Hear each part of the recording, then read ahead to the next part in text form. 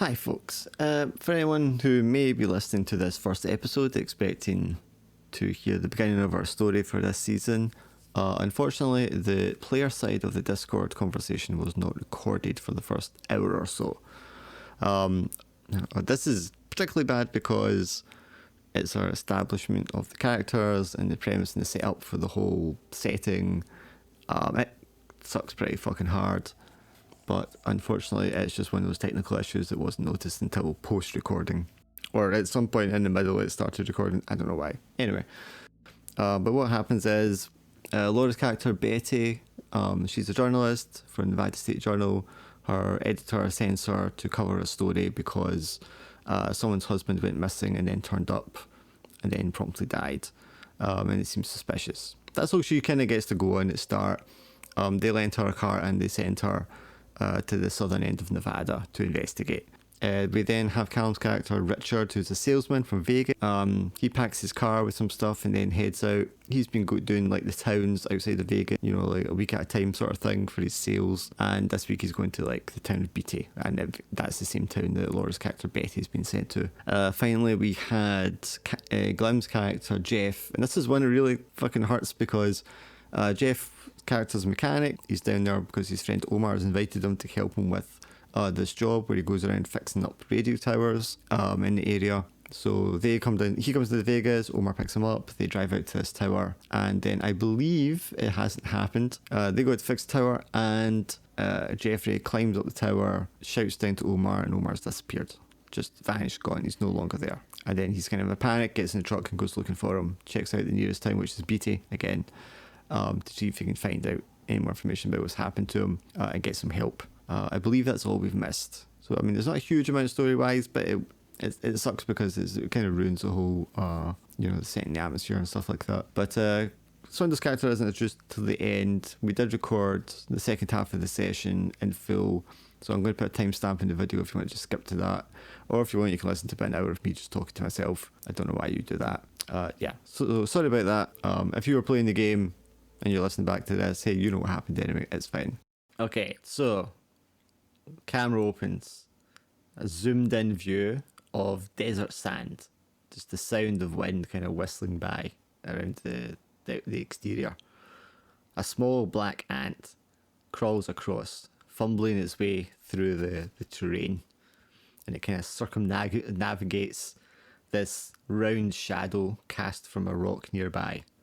And it pauses for a second, and then we can see that there is a tarantula lurking within the shadow of that rock, and it sits there motionless, just watching as the ant continues its path around it. At the bottom of the screen it says Test Site Nevada, Wednesday, 23rd of February 1955, and then there's a dum dum dum dum dum sound, and these heavy footsteps, and this massive boot stamps on the ant, squishing it.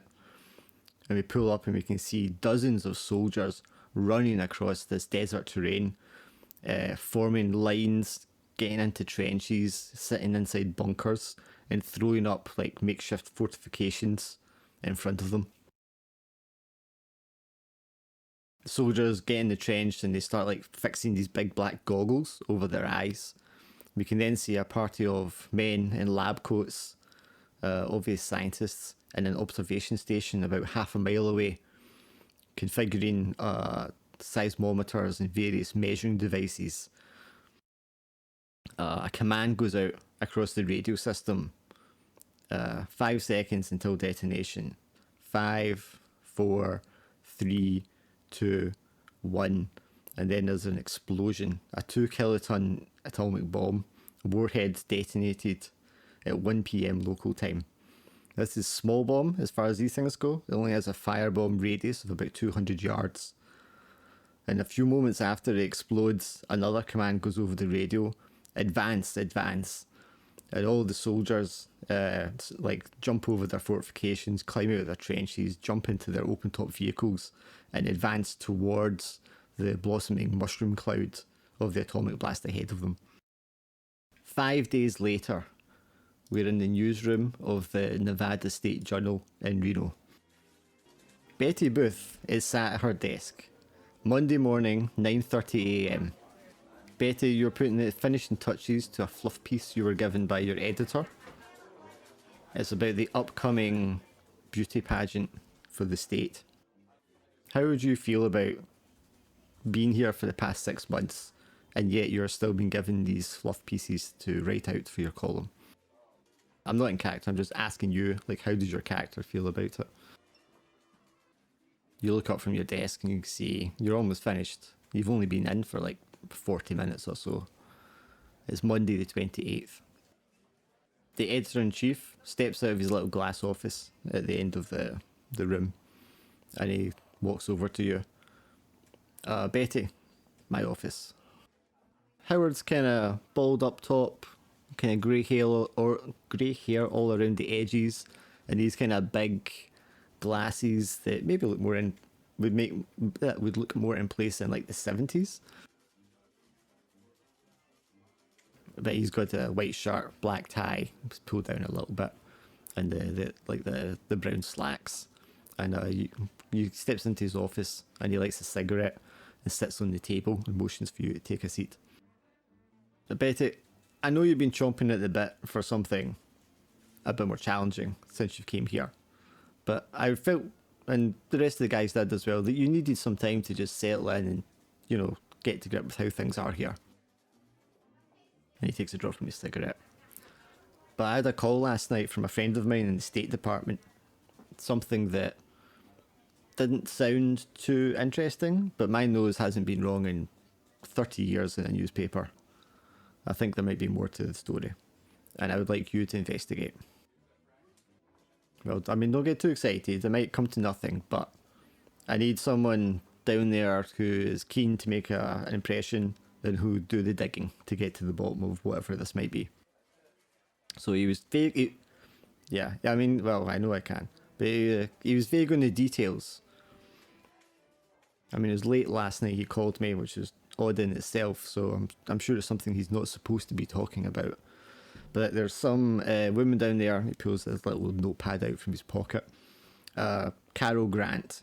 Now, she reported her husband missing, a Mr. Alan Grant, back on the 26th.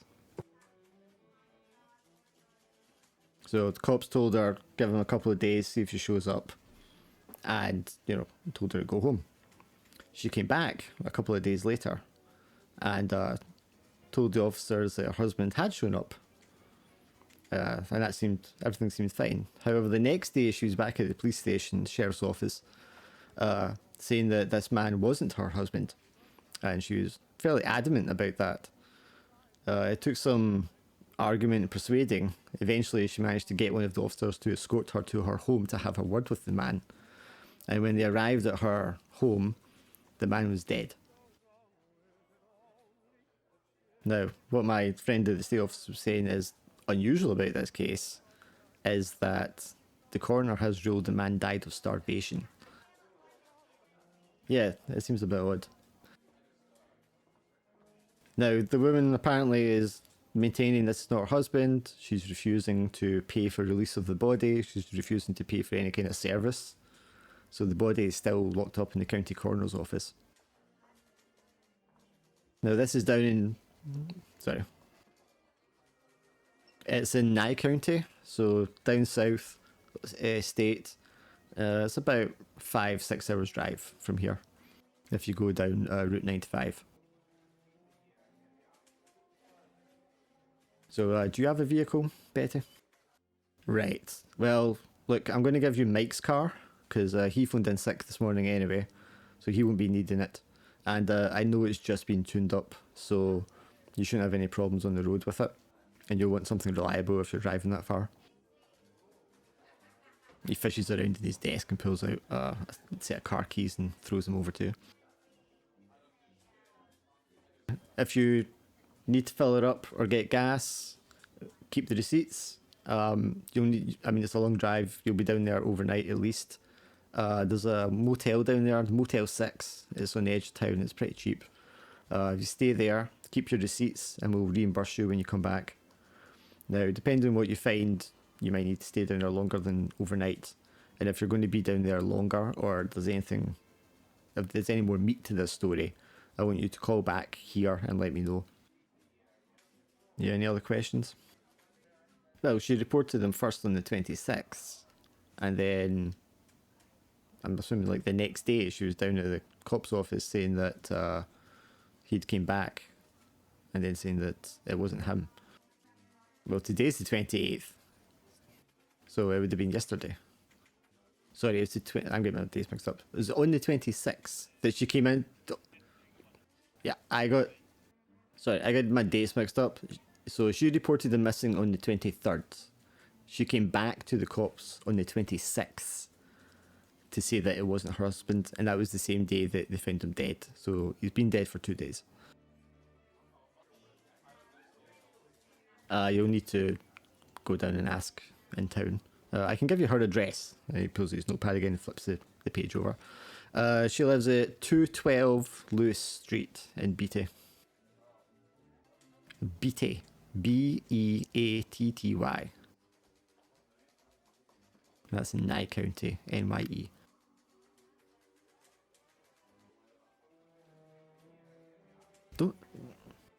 I have no idea. Don't call me boss man. My name's Howard. You'll find that out. This is all the information I have.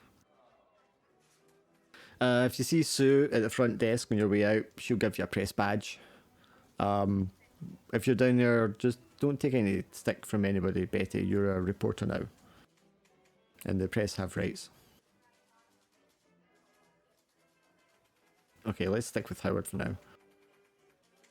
He looks at his watch. Right, well, you better get a move on. It's a long drive. Take the keys and what? Well, you go see Sue at the desk first. Sue always kind of looks sort of stuck up. You get the feeling that maybe she doesn't like what you do. But she opens her drawer and slides the badge over to you. Don't make a mess of it now. Yes. Well. I'm just not sure it's very ladylike going around poking into people's business like that. She pretends to ignore you and goes back to typing. So what's your husband's vehicle look like? Tail fins, very 50s. So, Mike's car is a little more practical. It looks more like, God, what are they called? Not like the farm trucks, but a little bit like that kind of shape. Almost like a black cat taxi. I don't know cars.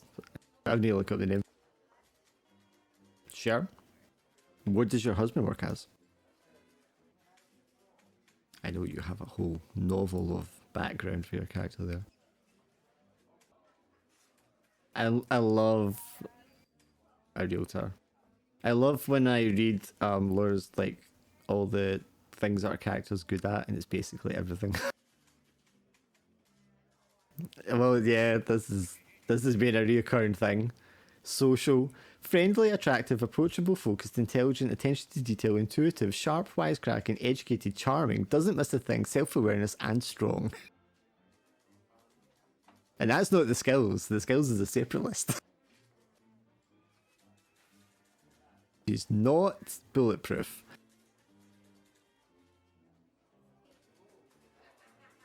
So your husband's a... Oh, yeah, you think? Your realtor husband, I mean, it's still very early, so he's probably still in the office. So you can call his office if you want to get a hold of him. Have you not met my wife?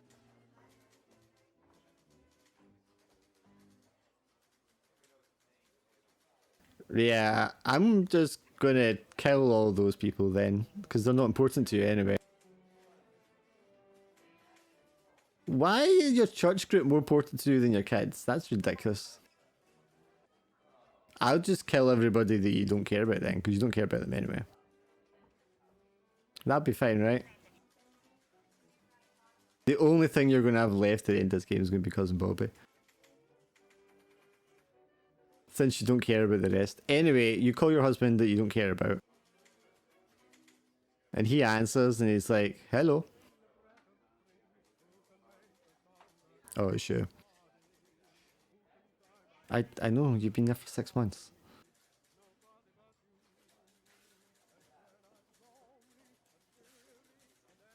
Right. What? What? Hang on a minute. I can't look after the kids. I've got a job.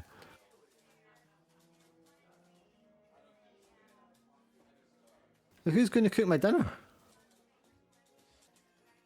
You know, Betty, other women aren't like this. I thought things were going to change when we got married, and you would like start cooking my meals for me.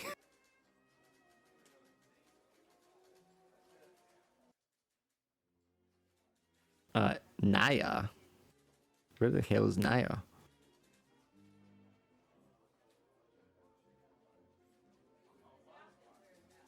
The interstate? Where are you going? You're in Reno. You said interstate.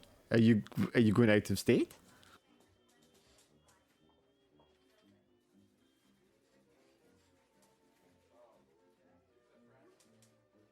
Betty, you can't just leave me and the kids and not tell me where you're going. This is not proper behaviour for a woman. You're going to a motel? With who? Why are you going to a motel? Well, can't they just give you a story here in Reno? I think I should call your manager. Roll me a dice. Make me a non-investigation roll. It's like, he just sighs reluctantly. This is his life. Right, but when you get back, we're having a long conversation about the responsibilities of the housewife. Right, I've got a client. I'll speak to you later. Motel 6, you said. I'll find the phone number, but you call me later when you get there, okay? Okay, see you later. Hangs up the phone. It'll be easy to cut him off. You make your way out to Mike's car and you get in the driving seat and the chair is all, in the wrong position for you. You like reach up around the visor as you're kind of like just moving everything around to set up the way that you like. And like a pair of women's underwear falls out from the visor. There's a pack of cigarettes in the little tray between the front seats. And he has the radio tuned on to like a news station.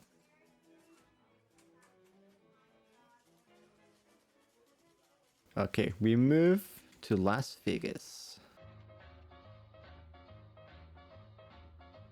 It's Monday morning, still, same sort of time, 9:30ish.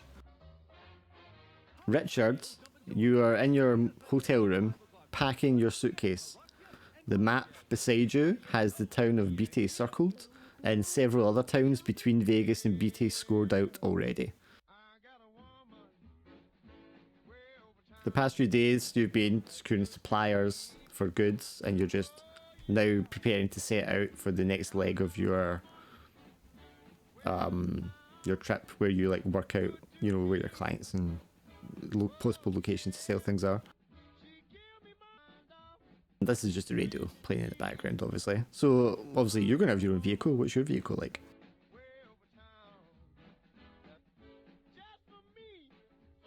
Oh, wow. Okay.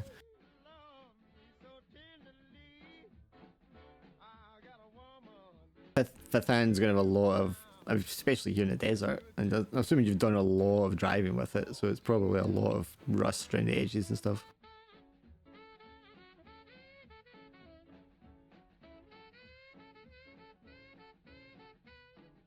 What kind of things do you have packed in your suitcase?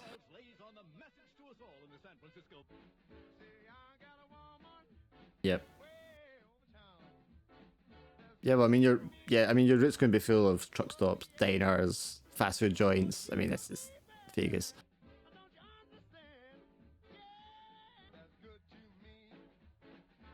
Sure. And what kind of things does he just have? All kinds of random stuff he's selling. There's just no like coherency to it or anything.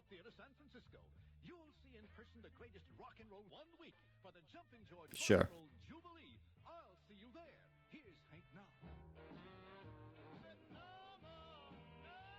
Does he have? Does he have like a ritual for when he's like setting out for one of these sailing trips?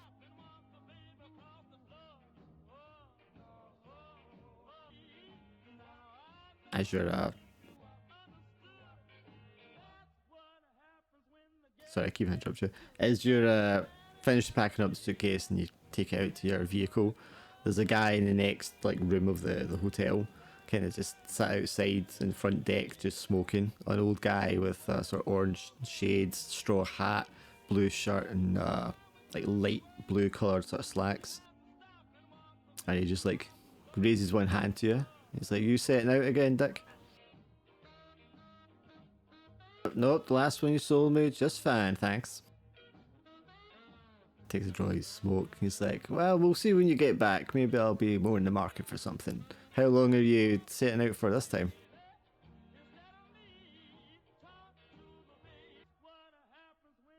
The old man takes a draw of his cigarette again. Well, now that you mention it, there is gold mines out that way. Quite a few of those towns had mines back in the day. Smiles and has a soft chuckle. Well, you have a good one there, Dick. Best of luck.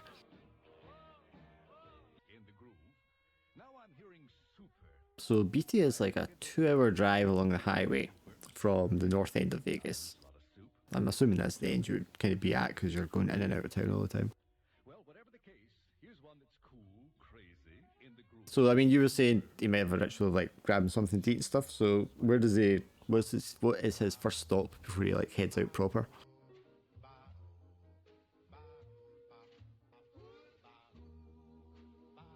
So they have a kid basically who says, "Hey, Mister," and he like takes a nickel and starts filling up your car while you're in the gas station getting whatever you're getting. It's a big tubby guy with a kind of thin mustache and a very round face who's behind the counter. But he seems quite cheery this morning as well. He's like, "Good morning, Richard. How are you?" As he's like counting out. Yeah, he's like counting out and he's like, "Yeah, you always say that." It's like,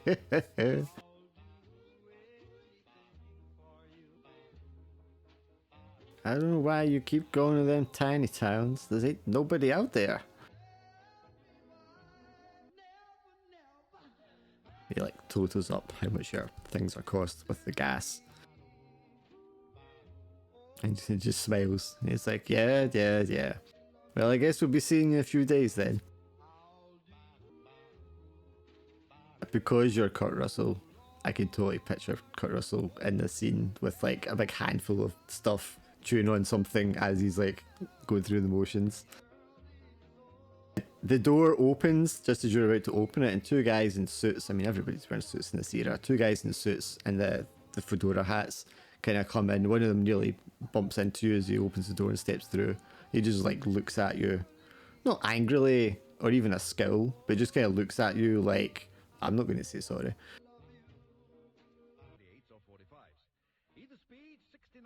The first one who's like taller and skinnier just like turns away and walks into the gas station. The second one who's a little squatter just kind of goes, "Have a good day, pal." The young kid just kind of like just gives you a heads up, say, "That's you already, mister."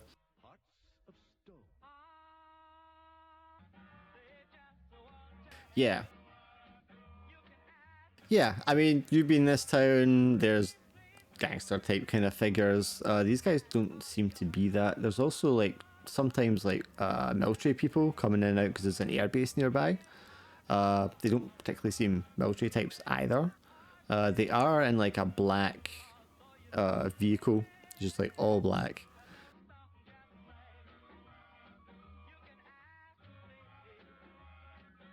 Yes, yeah, sparkling.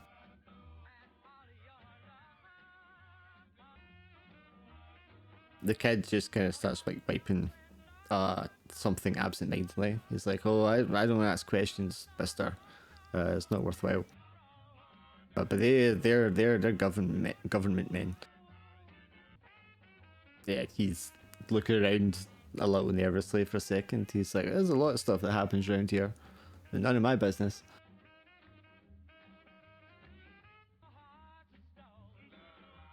Sure. Kid gives you a big, massive smile with the third nickel. He's like, "Gee, thanks, Mister. You're awfully generous today." Yeah, my pa says you're always lucky. The kid just gives you a wave as you're leaving.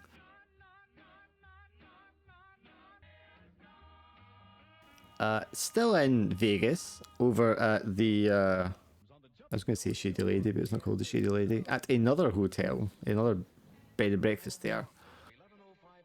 Jeff, you are just like stepping out of your room for the morning and breathing in the first fresh air of the day. As you see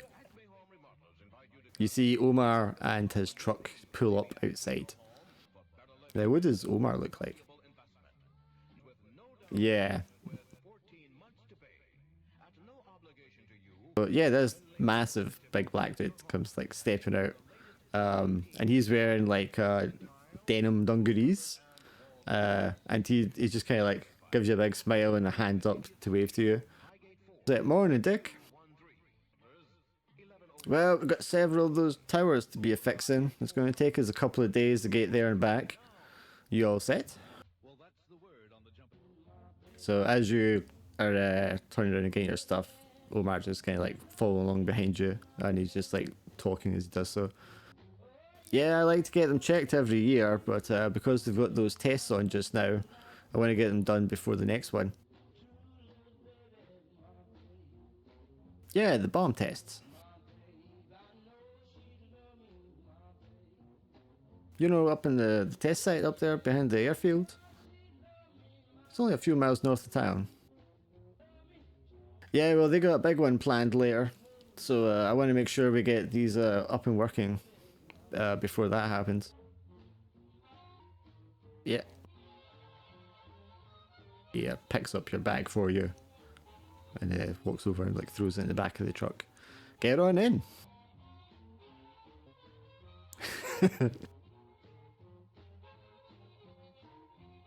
Yeah, like a boiler suit type thing. Yeah, as he like reverses the truck out and pulls out to head out north out of town. He's like, "Yeah, well, I hope you're not afraid of heights, buddy, because you got to do some climbing." Yes, sorry, $1 a day.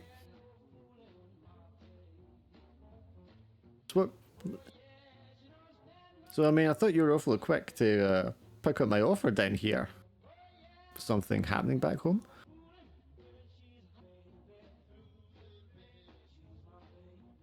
How is the family?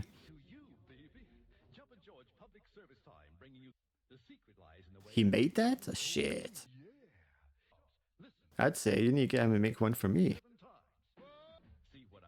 Just as you're kind of like pulling out towards the freeway, Richard's car just kind of like swerves in front of you. It like pulls out into the first lane. Look at this jackass! Beeps the horn once. Folks down here, I'm telling you, Jeff, they don't have no respect.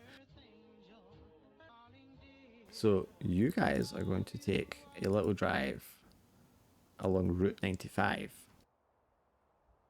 Now he's going. He's going to beat you. You guys aren't quite going to beat you.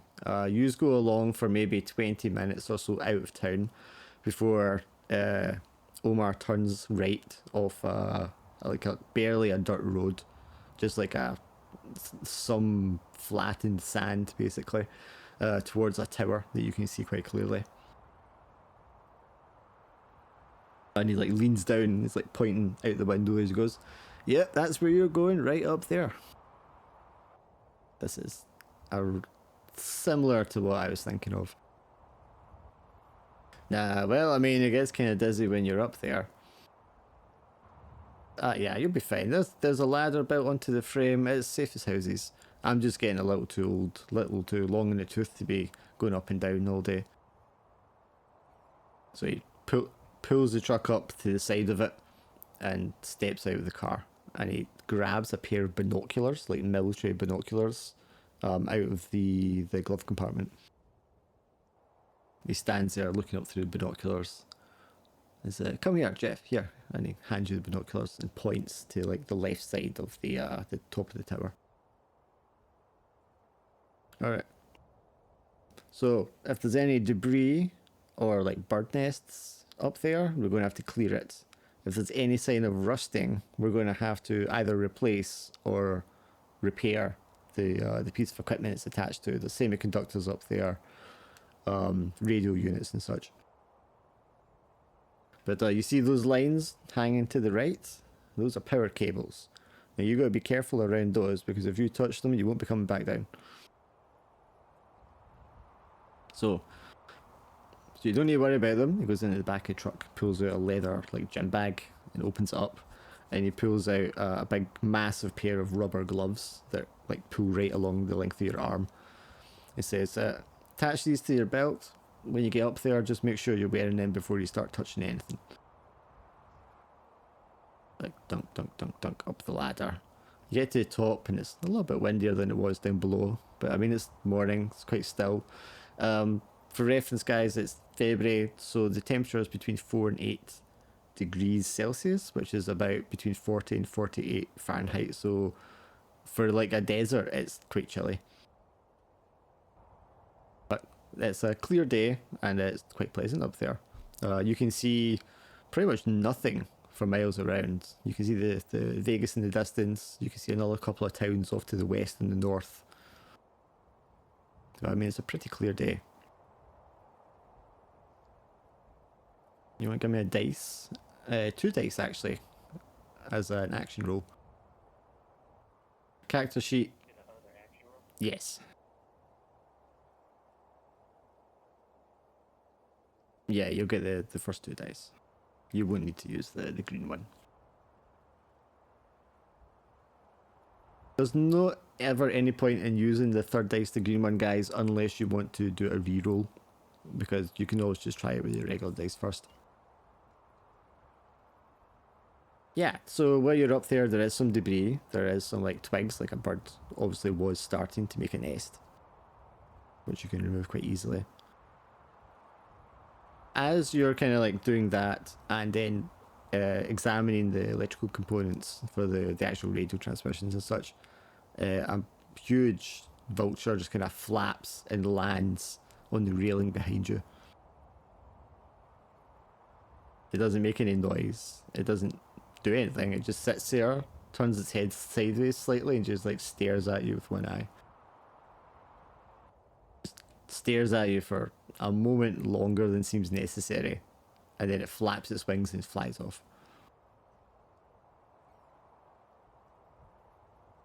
You hear Omar yell up to you, "You okay up there?"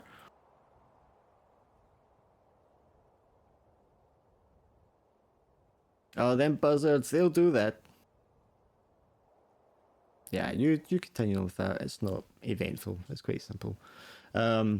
We switch over now to the University of the Pacific, located in Stockton, California. Long distance away. It is early morning. Professors, teachers, lecturers are getting ready for classes. And Daniel, who's your second name, Daniel? Daniel Ford is in his office. What are you doing this morning, Daniel? Sure. You're in the middle of doing that this morning and you hear a little knock, knock, knock on the door. And the head of the physics and maths department, a man called George, with like wiry, slicked back black hair, sticks his head in. Daniel? Hi, good morning. Listen, I'm really sorry to bother you, but I'm wondering if you could fill in for someone. Carl called in sick. And he has a class in about 15 minutes.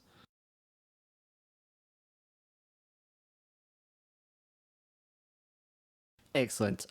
Here, and he gives you a stack of papers into your hand. It's a physics class, but they have a test next week, so you don't need to know anything. All the material's there. Just tell them to revise for the test next week, and you should be fine. If you get really stuck, there's an aide, a teacher's aide in the class, and if there's any technical questions they want answered, just direct them to her.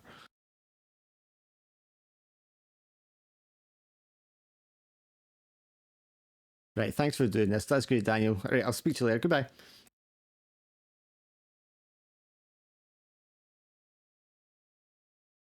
Yeah, I mean the top of the book, of the books that he's handed you, it says a new modern theory of quantum mechanics, which to you means nothing.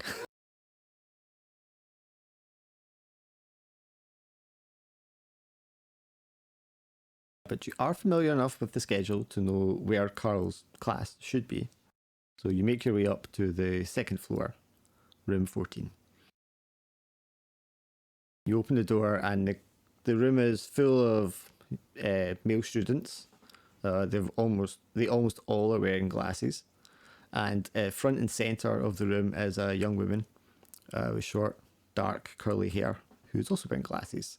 And they're all kind of just sitting there, and there was a murmur of like speech before you opened the door, but once you open the door, they go quiet and just all look at you.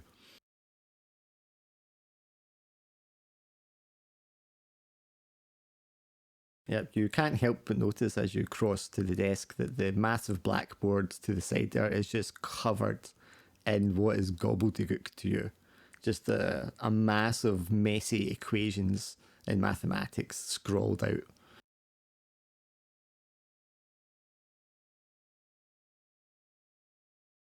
Well, how how was it described to you? So what do you do?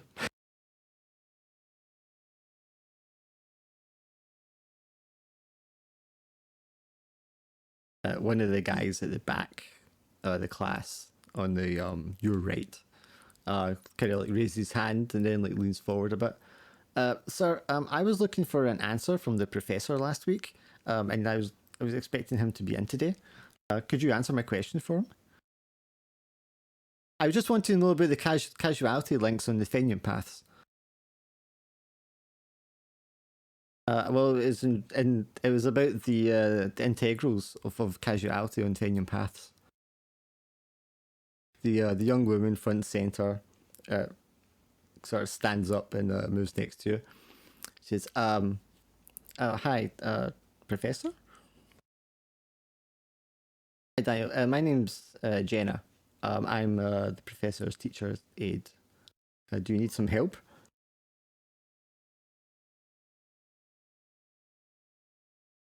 That's not a problem, Professor. And she turns around and gives a stern look. Like when she turns, like you for a second you could believe she was the teacher because she has such a stern look across her face, like no nonsense. And she turns around and just stares right at the guy that asked the question, and he just immediately, with both hands flat on the desk, just kind of puts his head down.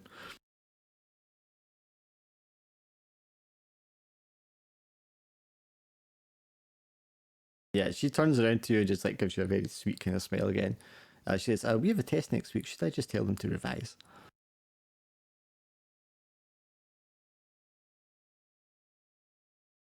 She smiles at you again and then turns to the class and just goes, "Gentlemen, you know what you're supposed to do." And they all just like opened their books and started reading. I mean, it's a class of physics nerds. She like pulls the chair up beside you and like sits next to you with and like slides the stack of papers and books that you had there and like starts laying them out in front of her. And as she's doing so, she's like, "So what is it you usually teach, Professor?" She smiles at you for a second because, "So you're a professor of fairy tales?"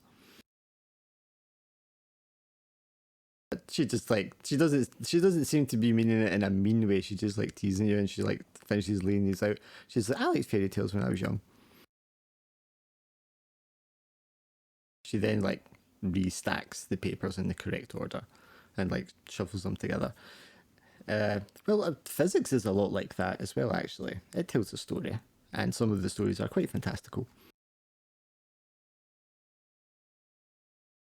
Oh, I'd love to. And she launches into like a explanation of quantum fields and stuff that just kind of makes your mind bend as you're trying to decipher what it is she's talking about.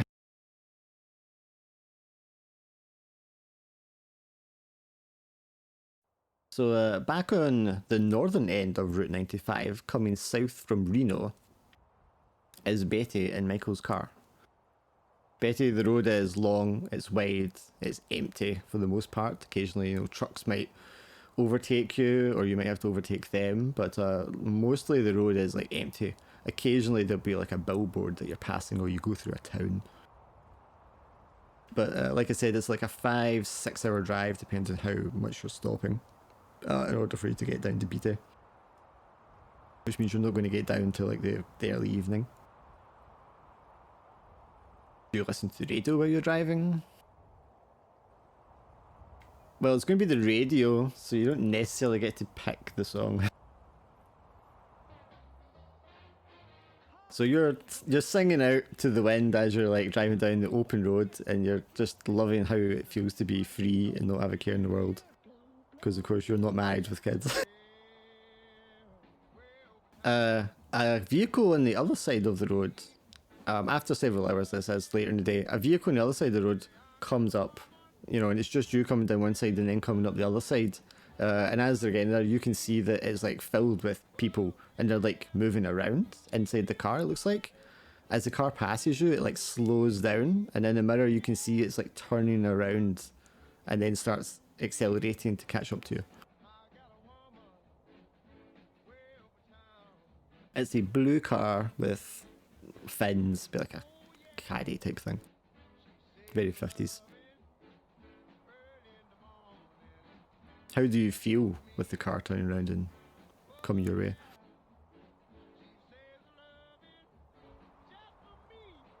Sure, that's quite a few miles down the road from here. They will definitely catch up to you at this current rate before then.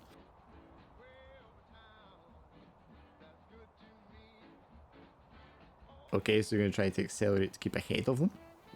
Give me a dice roll.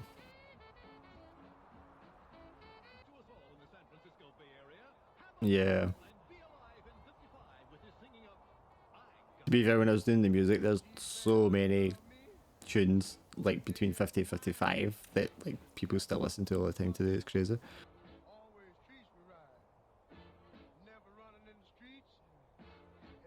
Yeah, that's a lot of really great music.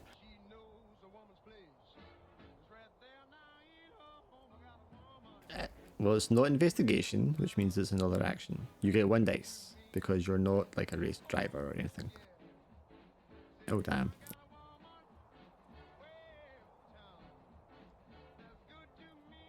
Yeah, you accelerate away, and they don't seem willing to accelerate enough to catch up to you.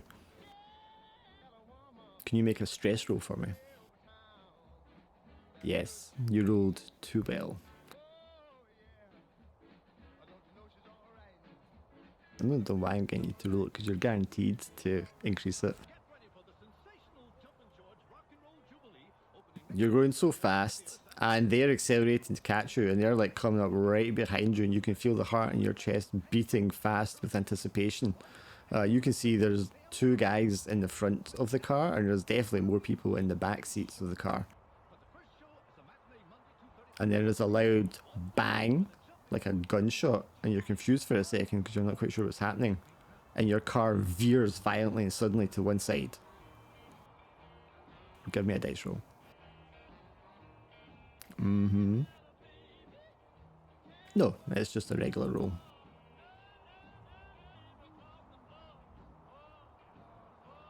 Your car veers violently and suddenly off to the side, and you're not able to get control of it quick enough. It spins out of control and slams into the stand structure of a billboard. You come to a sudden crashing halt.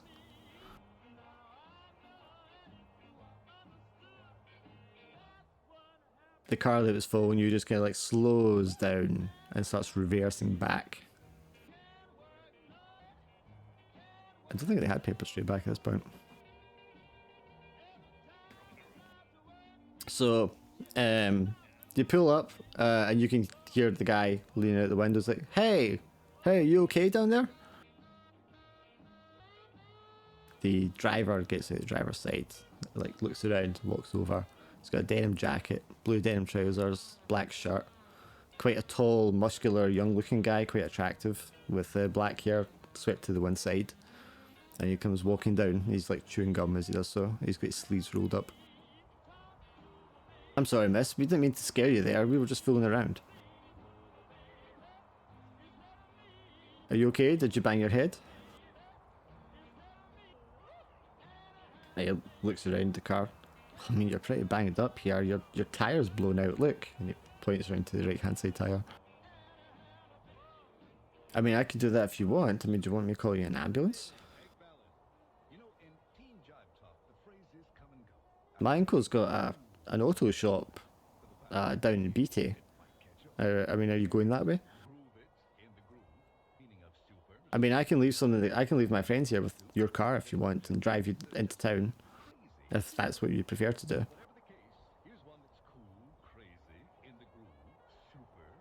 Or if you want, I can go into town and get my uncle and have him bring his tow truck up here. Okay, and he like holds his hands out to help you get out of the car. And he's like, easy there. Are you okay? I mean, do you feel dizzy or anything? He's like, hey, Charlie, get out of the fucking seat.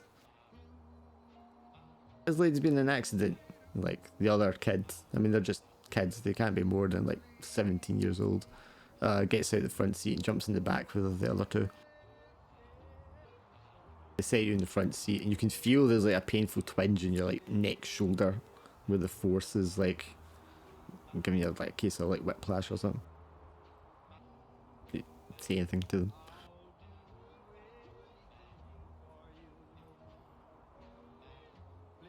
Oh, yeah. Well, I'm not really from there. I'm staying with my uncle just now.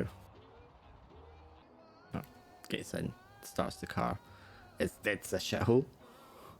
He like starts driving down the highway. There can't be more than 300-400 people there. I mean, there's nothing. But it's close to Vegas, so you know.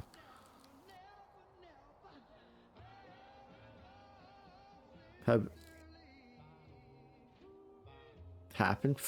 Nothing happens in there. It's dead. Why are you coming down this way?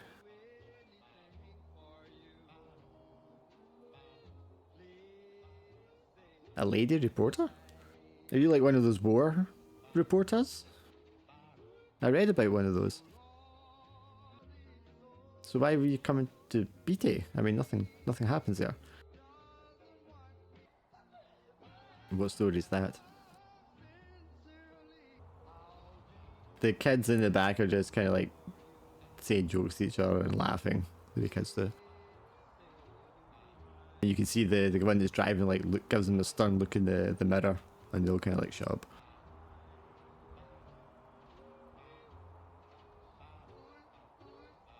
One of them who's a little chubbier is kind of like, oh, I'll have one. And the other guy just like smacks him. He's like, Bobby, you shut the hell up. We got beer if you want one. He hits a glove box and you can see there's beer cans. I mean, at this point it's mid-afternoon. You're still a couple of hours away from BT. Sure. Yeah, there's a couple of truck stops on the way there. You drive further down, and when you're about an hour, not an hour out, maybe like half an hour out from the town, you pull up to what's supposed to be like a diner truck stop. But the building looks abandoned. It's all boarded up, and someone's thrown up like a chain link fence around it. And Stephen, who's the guy that is driving, he kind of just like, well, shit, that's strange. This is Vern's place. It's not supposed to be closed.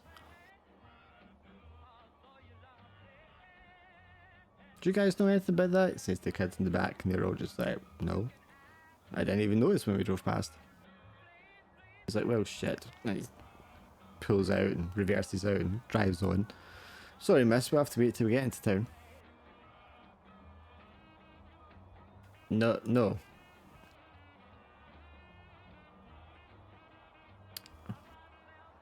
Phoenix. Yeah, my mum's got some stuff on, so I had to come live here with my uncle for a while. He looks genuinely surprised. He's like, oh, you have kids? You married? The rest of your journey is pretty much small talk as you make your way down the highway towards Peter. I just realised now I don't have one of like the town. Go to this one. So Richard, it's about a 2-hour drive, like I said, along the highway before you get to Beta. What's the plan once you get there, which is about 11 AM? Sure. Yeah, so just, like I said, it's a small town. The population, I think at this point, is about 400 people. A lot of people kind of pass through tourist-wise, going to and from Vegas. There's a lot of these like old mining towns around here, and they're pretty much on their last legs, but they've been revitalized recently because they like the tourists and the military base. So it will have like a gas station, auto shop. It'll have like a diner, a motel, maybe a second motel or a bed and breakfast or something, as well as like a hardware store and all the basic essentials you would need. Yeah, I mean, you get most of that going along like Main Street. You come in from the east going west, and then you kind of go like sort of northwest, and that would take you back out of town along the highway again. And all the other roads are kind of like just a grid around that central kind of part. But yeah, I mean, most of the houses are like this one here, like extended trailers or just like single floor buildings. With a little bit of kind of dry patch desert land around them. But they're quite spaced out. So, I mean, you even just walking at me or you would walk around them, but the Americans are going to like drive from house to house. Exactly.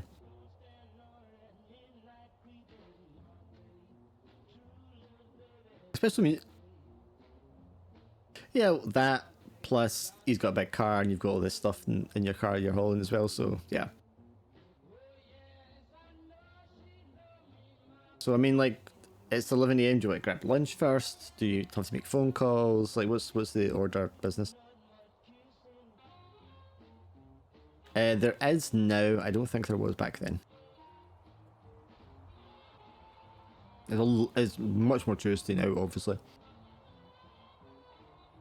But again, this is like Vegas just starting to become bigger and get more popular, so you're just starting to see that sort of extra influx of people come through. And these little towns are just kind of siphoning off of that as well. Maybe a diner, yeah. Especially this era, like diners were just super popular. A lot of them had that brushed metal kind of exterior with big windows. And all the kind of stuff you imagine when you think of like an American diner.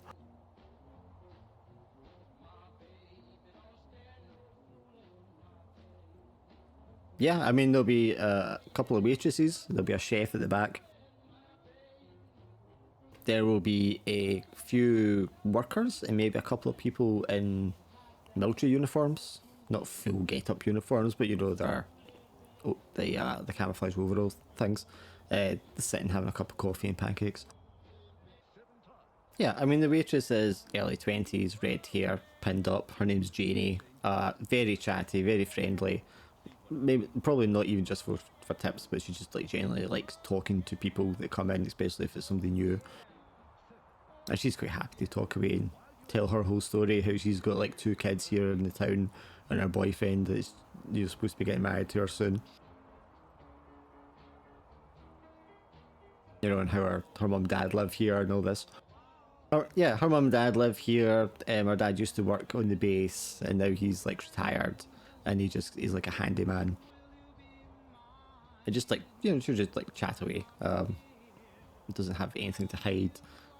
Quite likes where she lives, quite likes her job, just quite content. But she has kids, so I mean, she'll like ask you, do you have kids? Yeah. Yeah. Yeah, and then once she's chatted and she's gone around everything else, and she's not immediately serving anyone. I mentioned there's like a rush lunchtime because that's what you're coming up for. But if you bide your time and wait there till it kind of quiets down again, like post 1 o'clock, she'll come around, fill your coffee up again, and that's the point where she'll sit down and she'll be like, "So, what are you selling?" Yeah, well, then you're not wrong. The vacuum does die a lot out here on account of all the sand. And then, of course, you've got all the, the sandstorms being kicked up because of the bombs. Oh, sometimes when it's a big one, yeah, sure. I mean, the base is about 40 miles that way, and she points off sort of like northeast. Yeah, I mean, you see hills on the horizon, and you can't see anything over that, and it's 40 miles away, so you wouldn't even see it anyway. But yeah, as she points in that direction, you turn around to look, and she's like, "Yeah, when it's a really big one, you can see them way up there in the sky." Oh yeah, sure, all the time, especially if it's going to be a big one. I think the other one's on. And she shouts to the chef in the back, "Hey Marv, when's the next big one?" And he's like, "On the 1st." She's like, "Yeah, 1st of March, big one." No, wait, that can't be right, Marv. He's like, "Shit, I don't know. I don't read the pamphlets."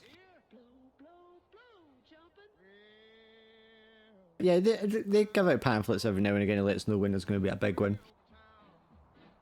A lot of folks like to come around and take viewpoints, get up on the roof or on top of their vehicles to watch it. Oh yeah, there's aerial photographs from the 50s where you can see the ones, because they've been doing them for like 10 years by this point.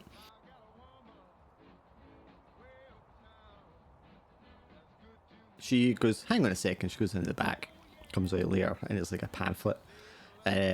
As it says, issued by the United States Air Force. And it's got like, everything back then was like cartoon character diagrams and all that stuff. And it's like the Atom Man, and he's like pointing, and it's like safety tips for when you're watching nuclear explosions. And then it's got like a schedule for when there's various bombs being set off. You can see there is one on the 1st, but then there's like a large one due on the 7th. And again, today is the 28th. Yeah, one like that, you'll probably be able to see that one from here, no problem. Oh yeah, folks come from all over the place, all over the country to watch them. You can see them from Vegas, but the view's not as good as it is from over here. Oh, there's plenty of room on our rooftop. Yeah, more than welcome. So you staying in town for a few days, you said? Yeah, I mean, it's not a lot of folks around here. Not all of them are as sociable as I am, but, it's a pleasant place. Trying to think. She will express an interest in... Actually, give me a roll. You got 2 dice. Give me a roll. Yes, you always get the 1 dice for being a human. Your 2nd dice is if one of your skills or your occupation applies, yeah. Yes, she will definitely buy a vacuum cleaner off of you, which is a significant sale for you. And I guess if you have anything that's to do with like maintaining hair or beauty products, she will buy that too. Oh yeah, definitely. She'll take that. Like, "Hey Marv, look at this!" And he's just completely nonplussed. Like grunts, he's like, "Janie, just get the check."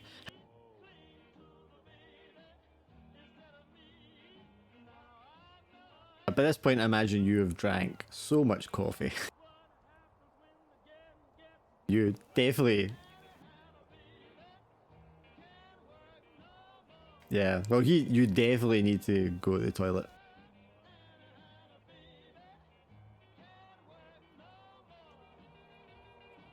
Yeah, she gives you the key to the bathroom, which you can go into. It's contained in the diner building, it's not an outhouse. You go in there and it's all like red leather looking. The boards on the wall are all like painted like bright red. And then the floor is this tiled black and white pattern. It's just like a little couple of cubicle toilets with a sink.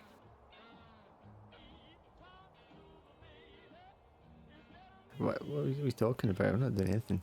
Can you roll a dice for me though? Just one action dice, yeah. Nope, everything's perfectly fine. You go to the bathroom, you wash your hands, you look at, make sure you look okay in the mirror, and that's you.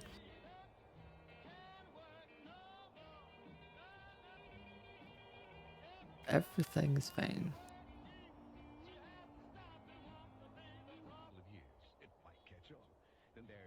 Do you have any phone calls to make either, Richard, when you're in town?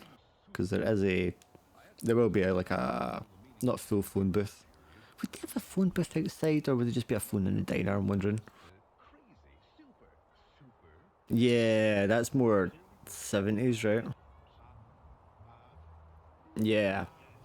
Yeah, so they'll have a phone like at the entrance door bit. So you get a little bit of privacy. It's probably got the glass either side of you. If you needed to make a phone call to anyone. Oh, okay.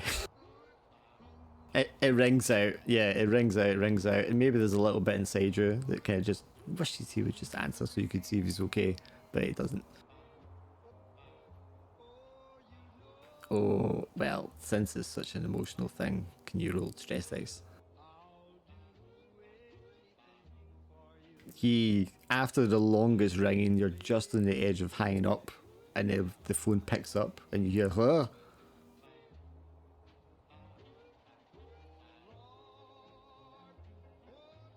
Huh?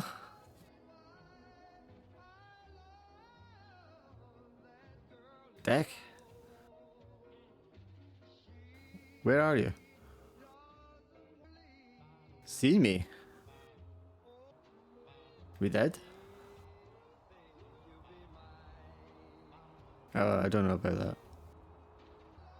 There's a sound of like, as if the phone's like fallen off the table it's standing on or something, or maybe he's like fell and the phone's clattered against the wall, and then the line just goes beep.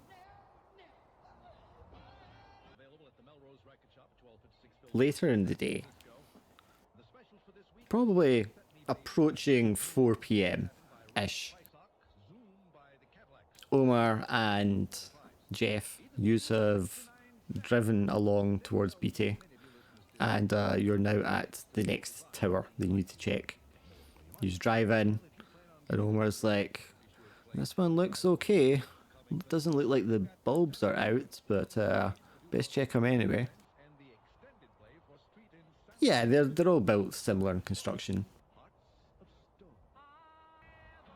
Yeah, it's not like bird nests, but there's definitely like debris, like I don't want to say tumbleweed, but you know, like bits of bushes or brush or something like that that's been blown up there and caught onto like some of the railings. Yeah, but you'll be like, well, they blew in the wind, so I mean, they could technically blow up there. Yeah, there's some debris up there that's going to need cleared, definitely. Omar by this time is like begun regaling you with stories of things like he's bumped into and accidents that people have had. So he's telling you stories about his buddy who like lost his left hand, another person who like had their lower leg chopped off, another guy who got electrocuted and all his hair is like pure white. And he's in the middle of another one of these tales talking about someone who fell off of a tower. And he can't walk anymore just as you're climbing the ladder. Sure, no problem. You climb the ladder just like you did before. You get to the top and, you know, it's colder now. You know, it's a little above freezing. You can see the sun is beginning to go down. But you get to the top and it's a lot more of a mess up here than you thought. There's like all this dirt and gravel that's kind of somehow ended up here.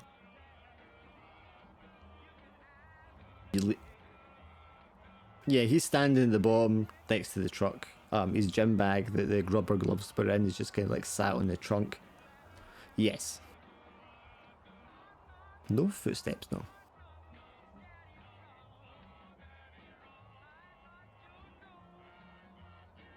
What are you talking about? There'd been nobody up there.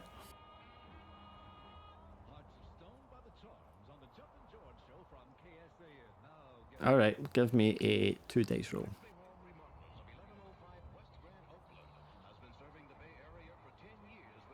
So you can still hear the radio in the truck blaring out because he's turned the volume up so you can hear it while you're up there. You turn around and you start cleaning. 5 minutes or so later, you finish cleaning and you turn around. You can see the truck. You can hear the radio. You can see the bag on the trunk. But Omar's not standing down there.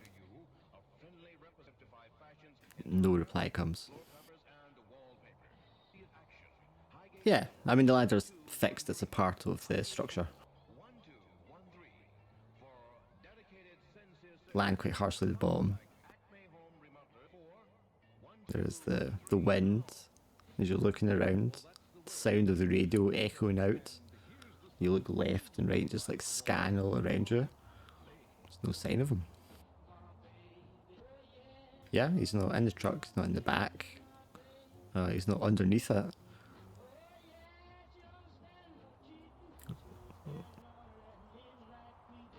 Give me an investigation roll with 1 dice.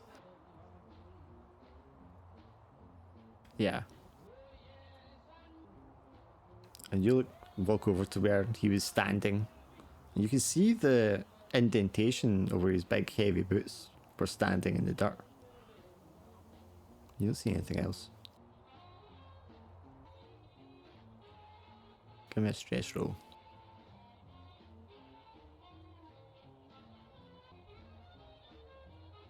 Yeah, I mean, there's nothing around here you could be hiding in. It's just like flat open ground. He's not here.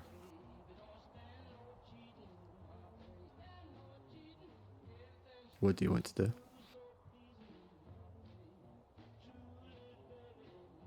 Key's still in the ignition. Engine's on, stereo's playing.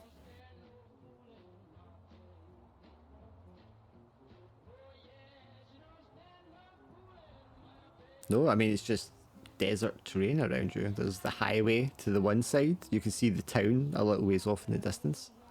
But I mean, there's nothing between you and there.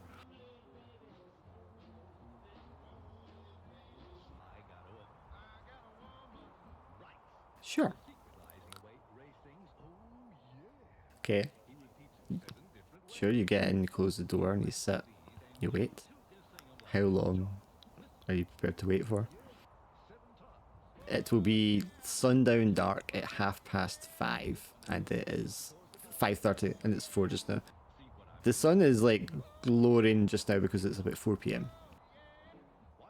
Sure. Yeah, sun goes down at 5:30. You put on the headlights and reverse the truck out onto the highway. And then, do you want to drive to the nearest town?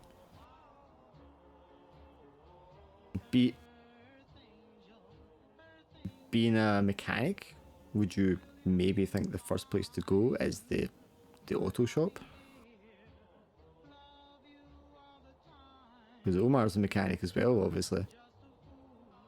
No, I mean the town is like, you can see it. It's literally like just a little a ways down the road from you.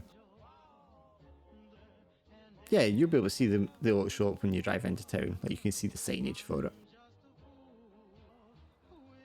Especially back then, it's the kind of place everybody going through town kind of stops by for gas and stuff like that anyway.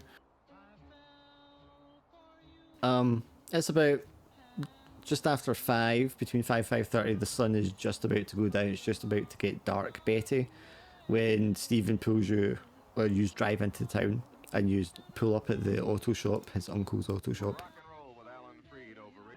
They will be playing a different radio station.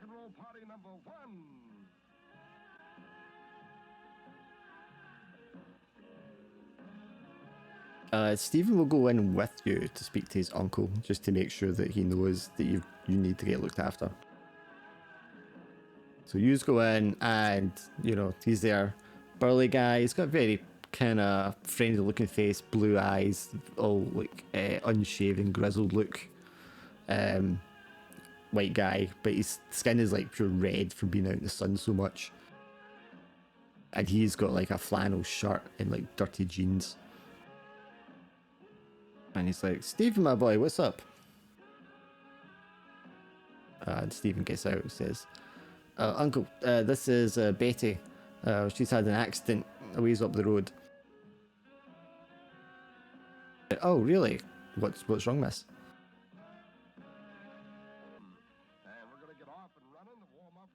Stephen interjects, and he's like, her tire blew out. Mick, that's what it is. She needs a tow. He looks at you, Betty, and he looks at Stephen with squinted eyes. Well, miss, I'd be more than happy to help. Just give me a moment and I'll get the pickup truck. Or the tow truck, rather. As you're standing for a second waiting, another truck pulls in and Jeff is driving it. Jeff, you pull in to the auto shop, you can see there's a young lady standing there and a teenage boy. They seem to be talking to the mechanic guy. The bell rings as you go into the shop, and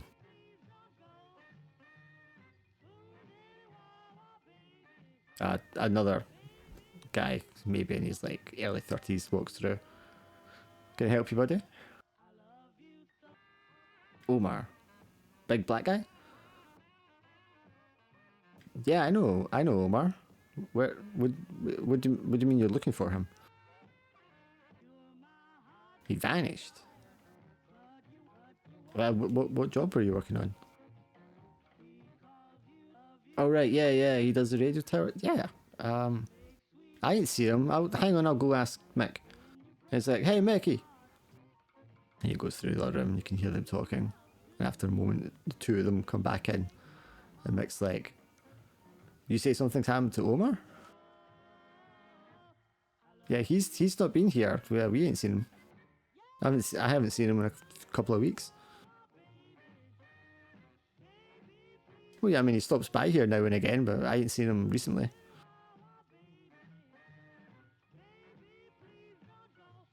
What do you mean he vanished? I mean, what happened? That is strange. Mick scratches his head for a second. I got a young lady out there needs a tow. Give me a second, friend. And he goes out and he walks up to Betty. He's like, listen, miss, you got about the situation. You and the other guy follow him along.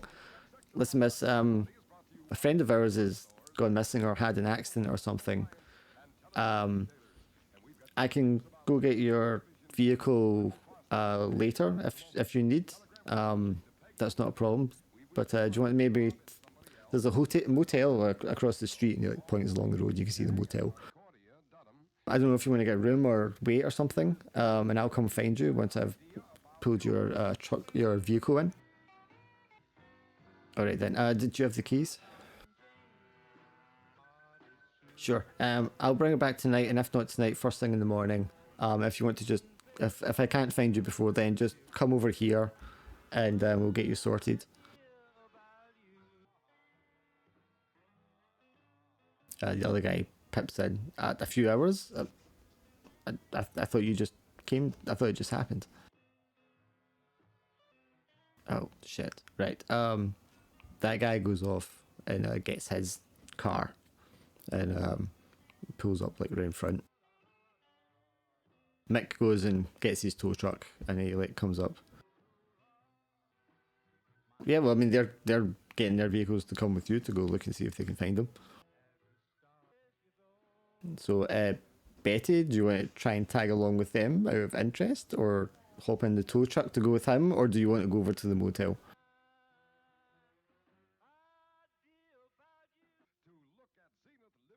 No, it's the Nevada State Journal. Whose car are you getting in, Betty? Are you getting in with Jeff, who you just met, or are you getting in with, well, any of the guys you just met? It was a more trusting time. This is the Monday the 28th of February. As your little convoy of 3 vehicles drives back out to the tower, Richard, you're just like coming in away from the diner towards the motel where you've decided to book in for the night. You've barely seen any vehicles for most of the day, and then these 3 cars, like, well, 2 cars and a tow truck, drive past you. Richard? Callum, you there? Are you mute?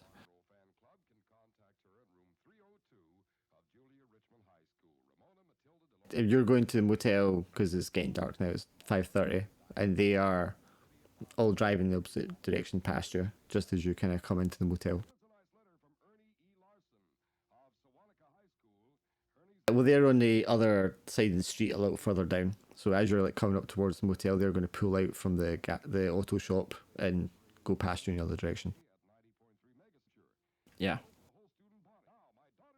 Yeah. I mean, I don't think there's any real reason you would follow them or anything like that, but you might just like notice it before you pull into your motel. Sure. They gave you room 19. Yeah, it can't ever be too careful. It's a very simple room. It's just the bed, a little nightstand, a light. There's a radio. There's not a TV. A lot of them would have TVs at this point, but this one doesn't. And then there's a little bathroom, toilet, sink, shower, just as you would expect. And there's a closet.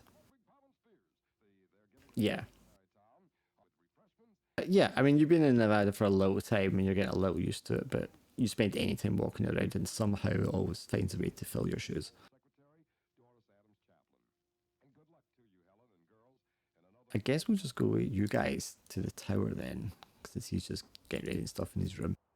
You just drive back out to the tower, 3 cars, headlights.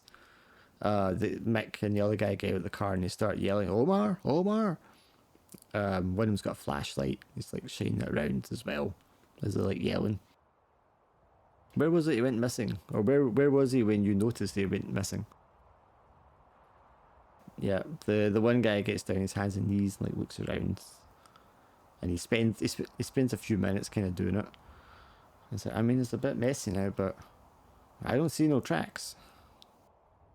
And the other guy's like, Omar, and he like wanders out more. And he's like looking at the ground.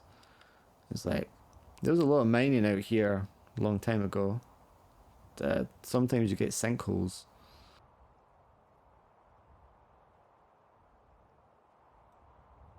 Yeah, or something. But you know, maybe wandered off and tripped somewhere. It could be lying in this brush somewhere. They point like in the direction of south, and you can see on the south end of town, like hills start to slope up into like low mountains. There's actually quite a lot of them there. There was like a silver and a tin mine. The guys will tell you. Yeah, I mean, there's a lot of mines down there. I'm not here because he gestures and it's just like flat land. And it's like, I mean, not here, but you know, there are mines. And he's like, God damn it, Mickey, shut the hell up. There ain't no mines around here. I mean, you said you didn't see him, right? I mean, if he was walking, you would have seen him. So, I mean, you still spend a good 15, 20 minutes at least combing the surrounding area, just making sure he's not had an accident, he's not like lying in the brush or a ditch that you just couldn't notice here. But I mean, it's dark now as well, which doesn't help. Betty, what are you doing while they're kind of looking around and yelling? Sure, give me an investigation roll, and you get your 2 dice because you're so good at it. Just like you're so good at everything, apparently.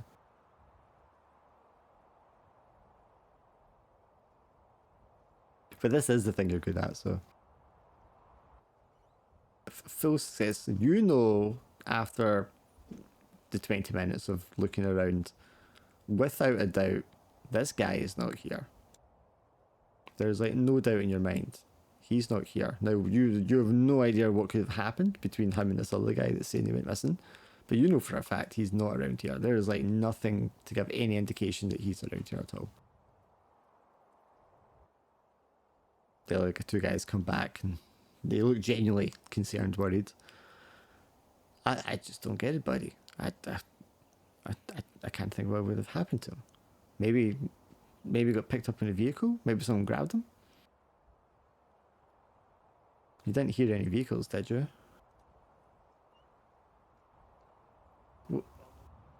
Well, yeah. Well, I mean, just because you're so close to the highway here, someone could have swerved in and grabbed. I don't know.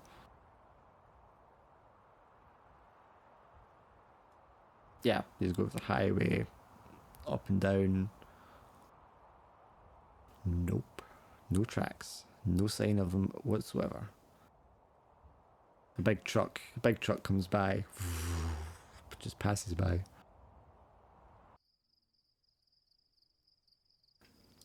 Well, the town is where the auto shop was, so it's just where they came from, basically. It's the town they live in.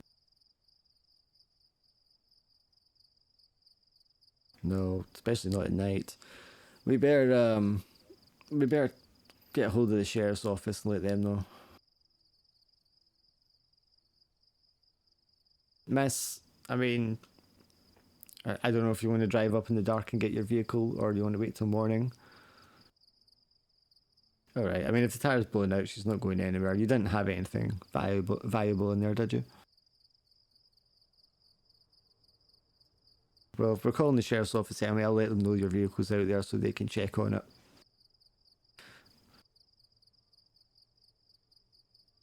You just get back in your vehicles and drive back into town. Whose vehicle? Are you in the tow truck guy's vehicle, Betty?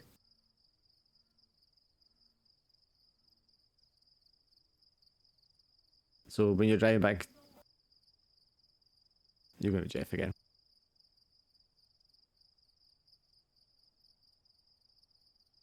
So they will drive back to the auto shop. It's up to you and Jeff where you want to go. Okay, when you get back there, they go on the phone, they call the cops, tell them Omar was there, disappeared, try to give as many details as they can, get you on the phone, you try to give it as best you can. And they said, right, well, we'll get someone down there to speak to you and see what's up. And Mick turns around to you, Betty. Well, they're sitting there and he's lighting a cigarette. So, Miss, I'm really sorry. My name's Mick. People around here call me Mickey. I will surely get your vehicle first thing in the morning. Do you mind if I'm asking, what are you doing down here anyway? Oh.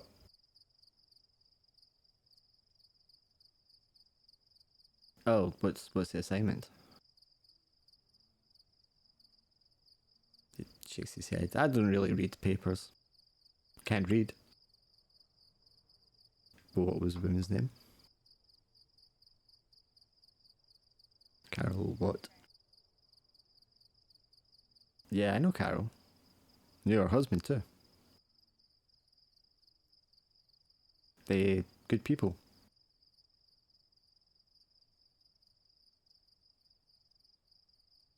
Yeah, I heard. I heard she killed him as well. Yep, nasty business. I liked Alan. I mean, she's a little mouthy.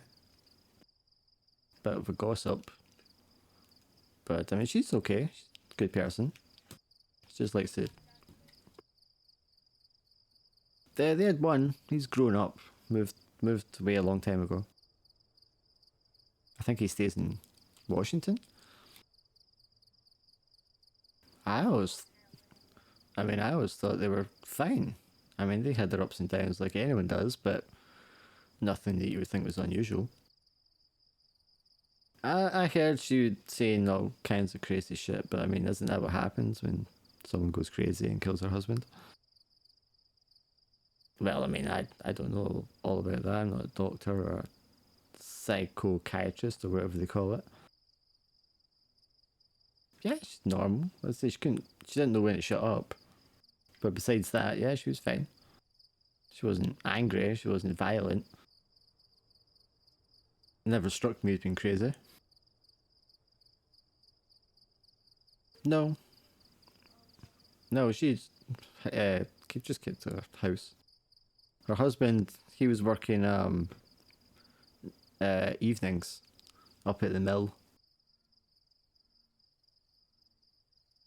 It points westwards. Fuck, I can't remember the town's name. Goldfalls, there's a mill up there. Quite a few folks in town work there. But he was working evenings. From what I heard, he didn't come home one night. And then she reported him missing, and then he was dead. That's all I heard. It runs off the names of a couple of people in town that work there. Oh, no, I mean, people change jobs around here all the time. A lot of people leave, new people come in. A lot of people are just passing through. In the mill? No. I mean, I'm not up there often. I'm down here, obviously, but no, I don't think so. Around here? I don't think anyone's been new recently. Plenty of people have been moving away. There's not a lot of young folks around here. People are always passing by. Like you and your friend Jeff here. Well, I mean, no. Well, I mean, there are some strange people that pass through. There's a lot of crazy as well, a lot of strange ideas on account of the UFOs and such, but I don't think anyone strange living here, no. Give me a 2 dice roll. Investigate.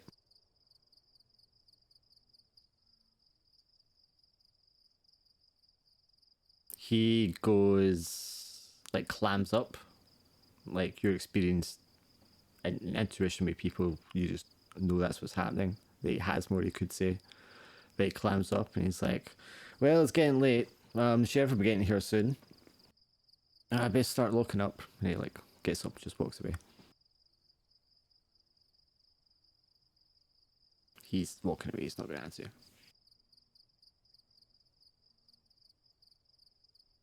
No.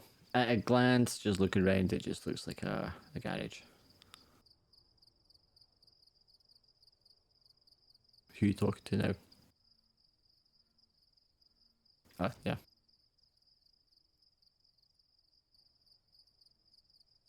From your window in the motel, Richard, you catch, like through the curtains, you catch like the flashing lights of the cop car, and you can't help but like peek out the curtain to look across the street.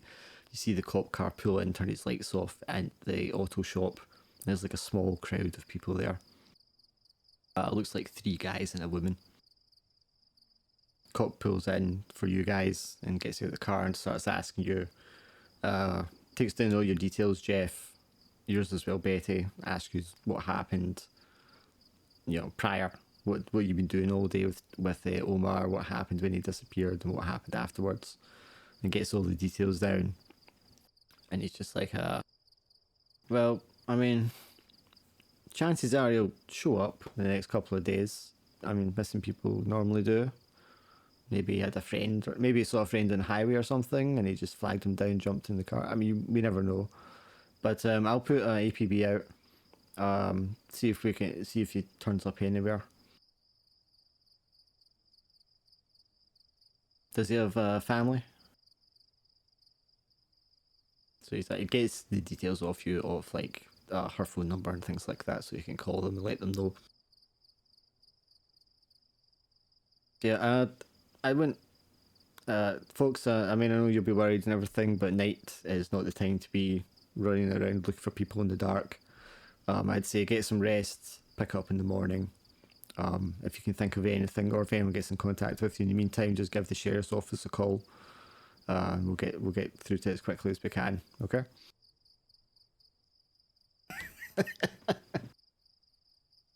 Me too.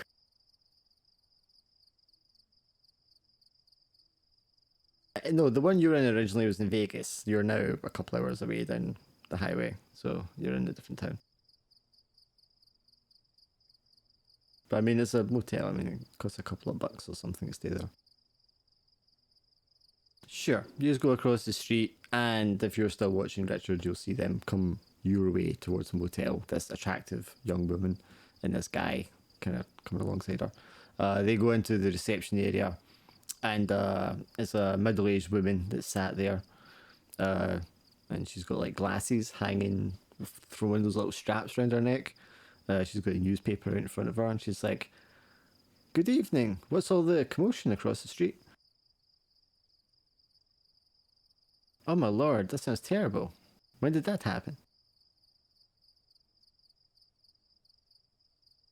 "Goodness, oh, you can never be too careful around here. There's all types of strange people driving through the town these days." Yeah, sure, I know Carol. It's a terrible thing that happened with her husband."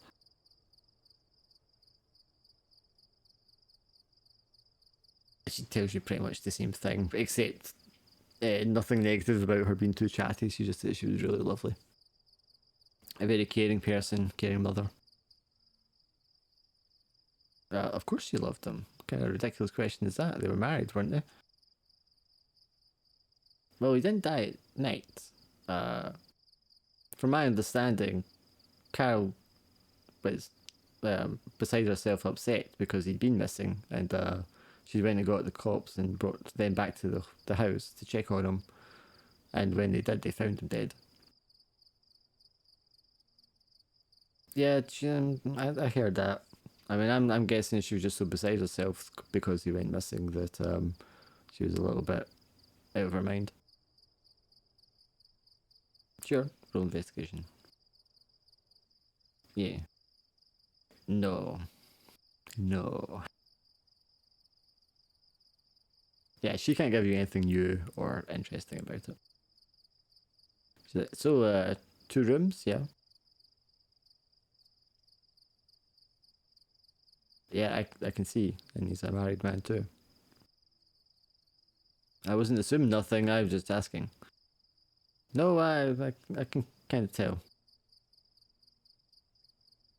So, yeah, she gives you the key for room 13 for you,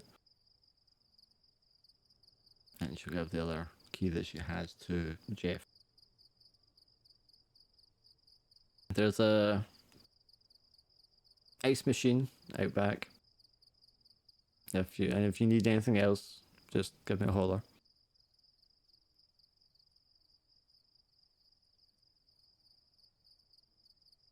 So take it you just go to your room, Betty. Richard, having kind of,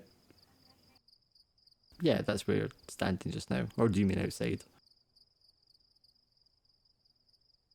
I actually have a picture of the motel. I don't know why I'm not doing this. It would look something like this. Sure. You go into your room, dump the stuff that you've got on you, and then just stand outside smoking a cigarette, taking in the night air. And Richard, of course, I mean, you've probably been spying on them from your window out of interest. Sure, once again, I can totally see Kurt Russell with a bucket of ice doing that sort of crab walk he does sometimes when he's like half stepping around people and things. Comically not having enough room to do so. I knew you were going to tell him that. First thing you tell everybody. Finally, yeah. Oh, I'm not telling you a newspaper again, that's up to you. I've told you like 3 times already. Write it down. You have notes and stuff, write it down.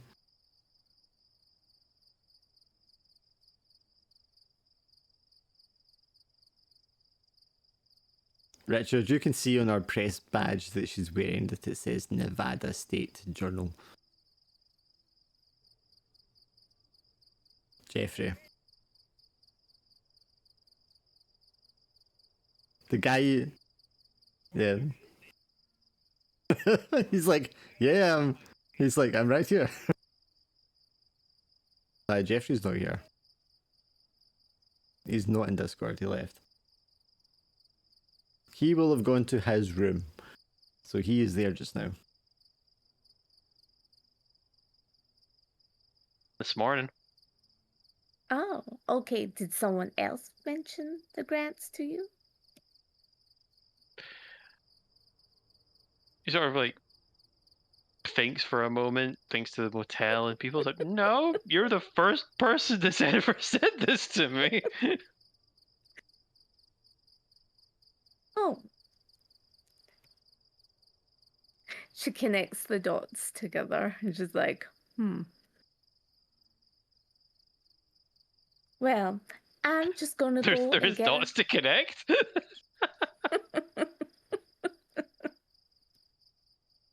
Well, I'm just gonna go downstairs and get a coffee. Do you want one? Yeah, sure. Do they notice anything while they're grabbing a coffee? I Does mean, anything it's happen? the only thing that happens is, I mean, there was a big truck that kind of went down the highway earlier. There's a series of trucks, not big semis, but just like regular kind of delivery trucks. There's like a series of about 5 of them in a convoy that drive through the town from east going west. Is that normal, seeing all those trucks? That's a large number of trucks. Hmm. It's a lot of trucks for the middle of the night.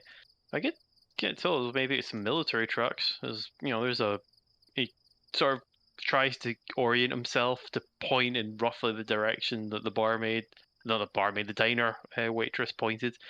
Some bomb testing goes off over that way, I think it was. So maybe it's military trucks.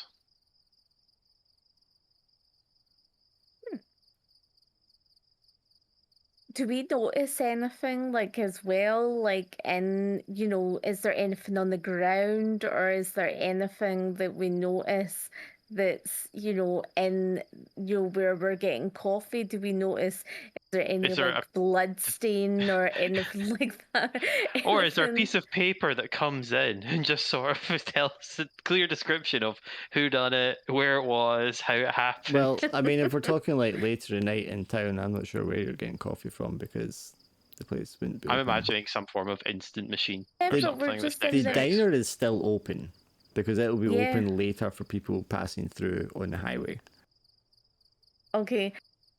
It's called I start talking to the person that's serving the coffee in Yeah, the it's no diner. longer Jenny. Her shift will have ended by now. It will be Yeah. another girl who's got kind of like a dirty blonde hair tied back in a bun.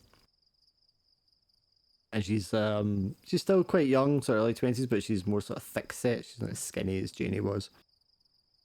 I wouldn't say she was fat, but she's like stockier. You live here long? No, I don't live here. I live in Armagosa, down the highway. I just work here. What's that like? It's quiet. Have you ever met a woman called Carol Grant and a It, man th- called this Alan? this girl is not going to give you any new information regarding Carol or Alan. Do I You, see you anything you talked to her in for a while, but she's not going to give you anything new. She doesn't seem to know people in the town very well. She explains that she's not been working here very long, and she works in the evenings and nights when it's mostly like truckers and people passing through. have you got a telephone in this place? Yes, we have a telephone. I need for my husband. That's no problem at all, miss. It's there. So you need a few dimes for the phone. Okay. You phone. Your husband answers. Hello? Hi, honey. I was in a crash, What? but it's all What? okay. You. It's 10 o'clock at night. Why are you waiting till now to call me? No, it's fine. I'm staying at the wagon It's Motel motel 6 is what it's called. I told you motel this. 6, and I'm room 13. So Yeah, I know. I if called Motel 6 once I figured out you meant Nye County. yeah. Oh, Mike's car. Mike is gonna kill me. Hit the car. It's just a total wreck. Who's I had to Mike? get the auto. Why are you driving his Mike, car?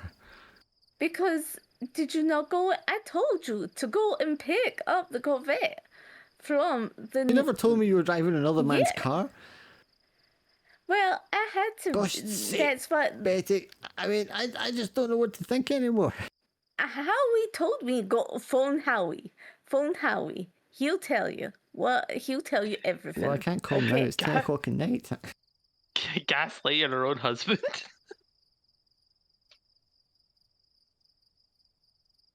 Well, it's not like she cares about her husband. Mike is a married man, okay? And you're a married And he woman, would and you're not- driving around he would in not his do car in on your own his, at he's night. He's got far from another home. car. This is the second. This is the work car. Right, listen, I dropped the kids off at Grandma's, so they're taken care of. I went out and got something to eat, so I've had dinner. Thanks for asking.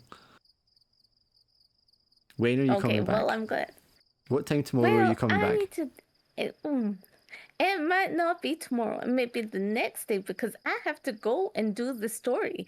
Nobody tell me anything in this place. Oh, look, I told you're you a reporter. I was in a You're car supposed to ask people. accident, didn't I? Yeah, Did I you not said. tell you I was in a car accident? Are you okay? Yeah. Well, I was a wee bit shooked up, but I got coffee and See, I'm fine now. I've said this before. You shouldn't be driving. Fine. Did you bang your head? You've got a funny accent now. I'm okay. Okay, well, as long as you're fine, I suppose. I will. Now, you're staying in this you a motel. I call. called them, and you never answered. Yes, because I was at the auto shop. They're still fixing the car. Okay. And then I have to wait till the car is fixed. And then I go Right. to town Beatty. And then, speak to this woman called Carol, who is like, her husband disappeared. And then he was like, he was like a different person. And then he died. This is a lot to take in, Betty. So, Yes, it's a lot to take in from me too. do I need to take the day off work tomorrow? Do I need to come down there and get you? No, you just look after the kids and everything. Your grandma's looking after the Grandma kids. Shirley. Oh, you just make sure Grandma Shirley is looking after them properly and not feeding them too much candy.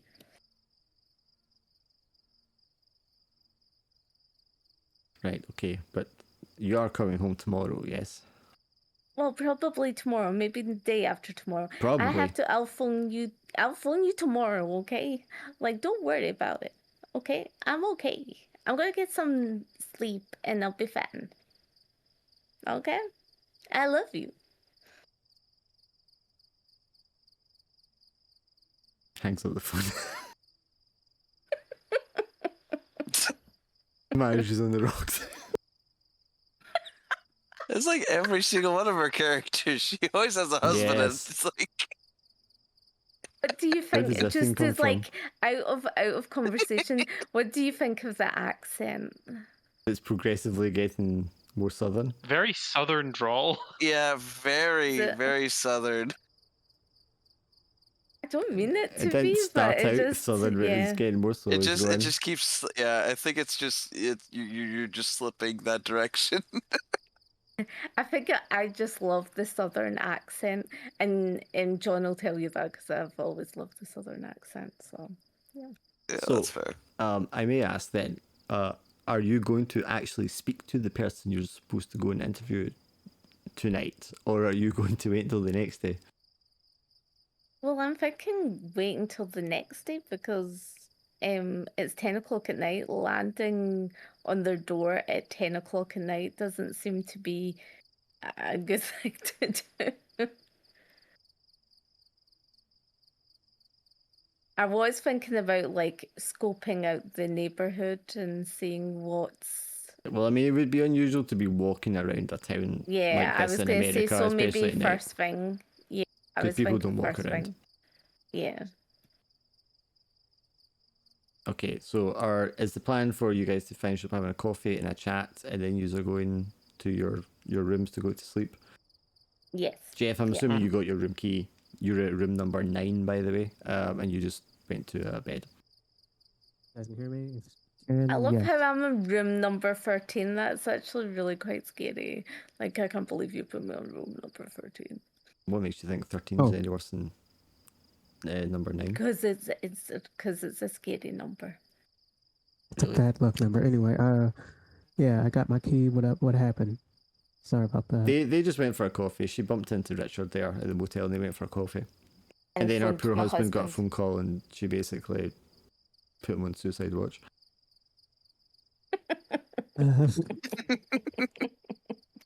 Speaking of which, I want to call my wife. Yes, you can call your wife. So she answers, hello? I mean, she's not expecting you Right. back tonight anyway, right? Because you were going to be going up road and working on towers for the next couple of days. But yeah, she'll answer. She's like, hi, hello? Hello, Mrs. Clayton. You have won. Congratulations, you have won sweepstakes. Oh, stop it, you. How are you? How is Chris? And how are you again? He's fine. He got in a lot of trouble at school, but nothing serious. Was it a fight? No, he's just running his mouth. Oh. You know, he's like that What'd he bad say? language he picks up. Can't imagine where he gets it Yeah. from. I know. You're just so bad for Lily. I mean, damn, stop cussing. Anyway, how are you? How's Omar? It's fine. Omar is missing. Missing? Weren't you with him all day? I don't exactly. Yeah, I was with him on the job, and then he just disappeared. Could be nothing though. I mean, we got the police involved, so it could be nothing. Oh, okay. I mean, I guess if the police are there, everything should be fine. Are you okay?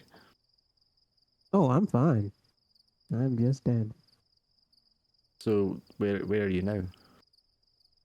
I'm in, where am I at? BT. I'm in BT. In this very, like, luxurious,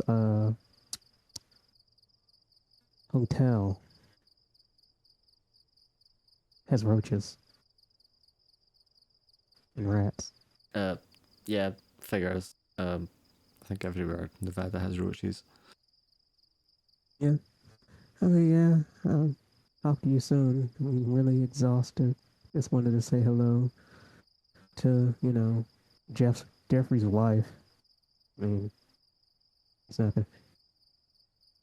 Yeah, yeah, I mean, we're good here as long as you're okay. You know, don't be doing anything silly and getting yourself hurt. Alright. Don't tell him I called. Do you want me to call Omar's wife, or should I maybe leave We it? actually, they already did call. Right, maybe I'll call and see if she's okay. Yeah, you do that. I'm about to head out. All right, you look after yourself. Yeah. Love you. Love you too. Hangs up. By the way, out You of get a character, love few characters. That's how you treat your other half. but yeah, out of character, I purposely did that. I was like, yeah, you better watch it because I'm talking to Jeffrey's wife. That was to her. That was sarcasm. Yeah. But anyway, going to bed. Okay, so if the three of you are going to bed, can the three of you roll a dice for me? Also, Daniel, I mean, you just have your class. Oh, yeah. Kind of dead. You have your class that goes pretty well. The aide seems very friendly and nice, and she's like, "I'll hope to see you around." Oh, I'm sure I'll be around. She hints that she might have to take a class in fairy tales next semester. Oh, oh dear. Richard, Oh, Again, I can imagine Kurt Russell snoring as he's lying on his bed, like flat on his back, such as you do, What was and that? you do not wake up during the night. Out. It's been a long day. Hey, Jeff, can you also roll a dice? No, but I will. One dice. Yeah, Losing just one capability. other action. For reference, it's always one dice. You'll never. There's no point asking you to roll if you weren't rolling the dice. The bare minimum. You're also very tired, Sorry. Jeff, and despite the stress of the day, you sleep quite soundly, and nothing bad happens to you. Betty. Yeah. You wake up, Betty, and you don't know what's woken you up very suddenly, and you feel unnerved, and you're not quite sure why. You listen for a moment. You don't hear anything except the crickets outside. You turn on the little night lamp beside the bed. What do you do? Well, I just lock my door, just making sure my door's locked. Yeah, you creep over to the door and double check it. Yeah, you definitely locked it earlier. That hasn't changed. I make a call from Pick up the phone in the room, yeah. yeah, and call reception. Yeah, you press the 0 for reception. Takes a second, but the phone answers, and it's a man's voice, and he's like, "Hello." Hi there. I think there was like a wee bit of disturbance where I am. Can you come check it out for me? Oh, sure. What room number? Number 13. No problem, ma'am. Give me a moment. He hangs up the phone.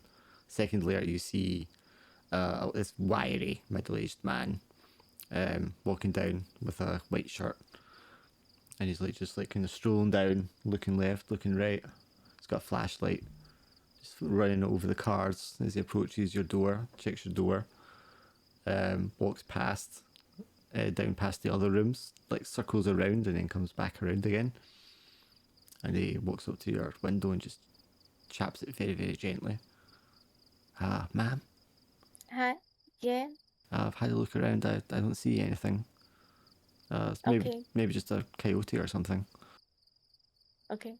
Can you just check my room just really quickly just to see if there's anything?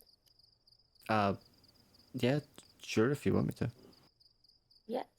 Thank you. You open door. The man's not very tall. He's not much taller than you, maybe an inch or so. Again, he's very wiry, thin, and he kind of comes in, looks around. What are you worried about? Can you look under the bed just to see if there's anything, or the cupboards? He kind of throws you a look for a second, like, "Are you kidding me?" And then, but he doesn't say anything. And he goes, "Sure," and he gets down, looks under the bed. No, looks all clear here. You want me to check your bathroom window?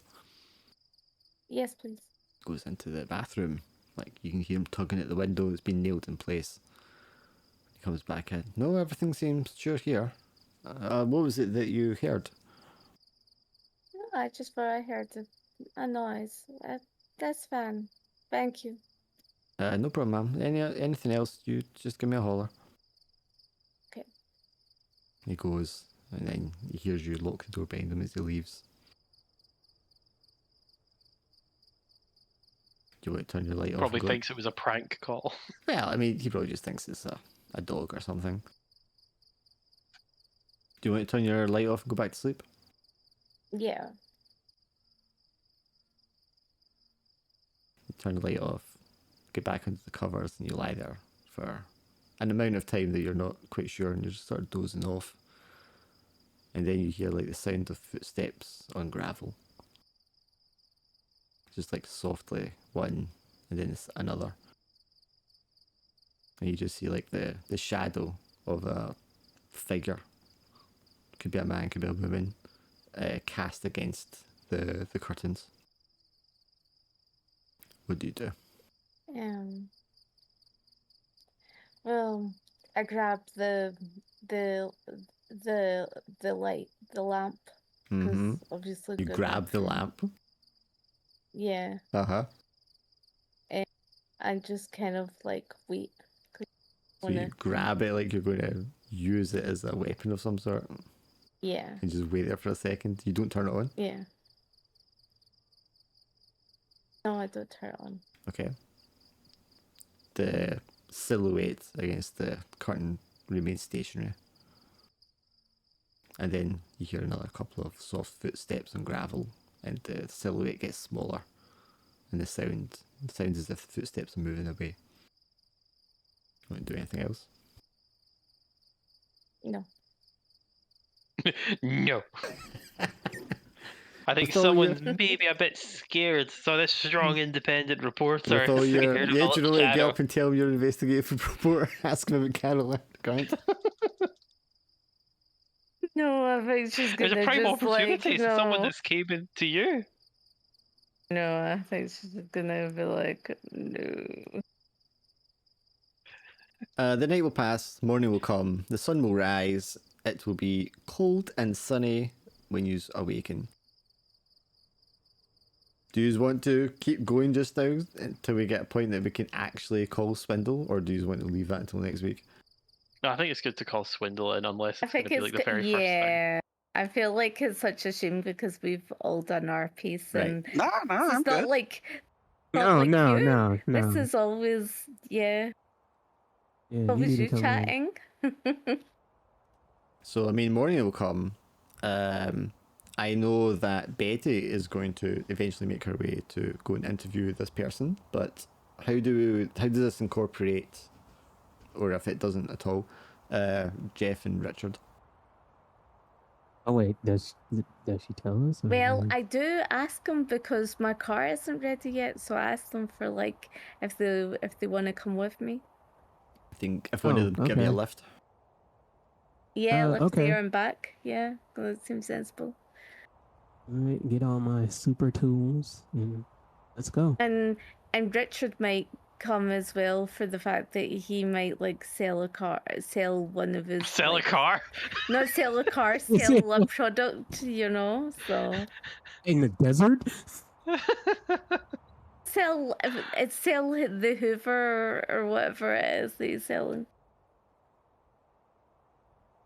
Okay. He takes the opportunity. It's probably just more along the lines of like, hey, this is interesting to go by, and it's still really early in the day. I mean, I don't want to tell you what to do, but I mean, you could also, Betty, just ask him if he wants to go for breakfast with you. You want to come for breakfast?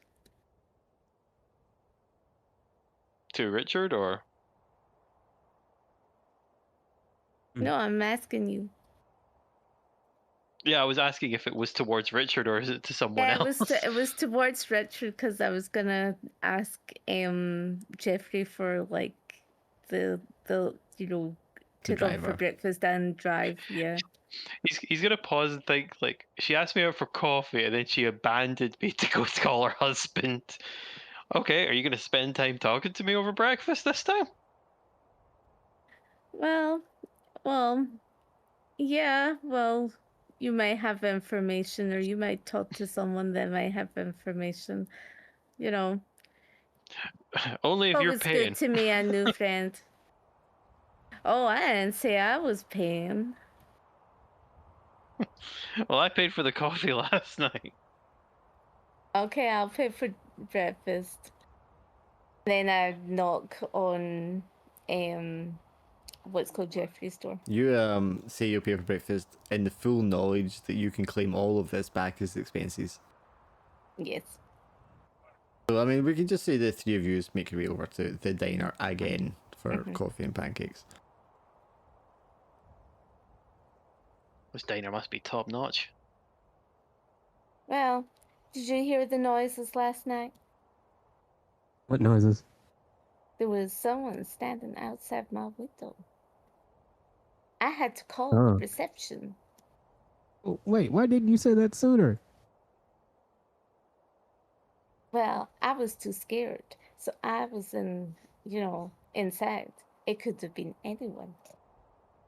I mean that when we were. Oh, are we still at the hotel? Or No, you'll be at the diner Oh, getting driving. breakfast. Alright, I I'm like, mean, oh, really? it could have just been a late night patron. I mean, it is a motel. Like, could have been someone just coming back real late. In the middle True, of the true. night. It's Yeah. a 24-hour motel. Yeah, yeah. Yeah.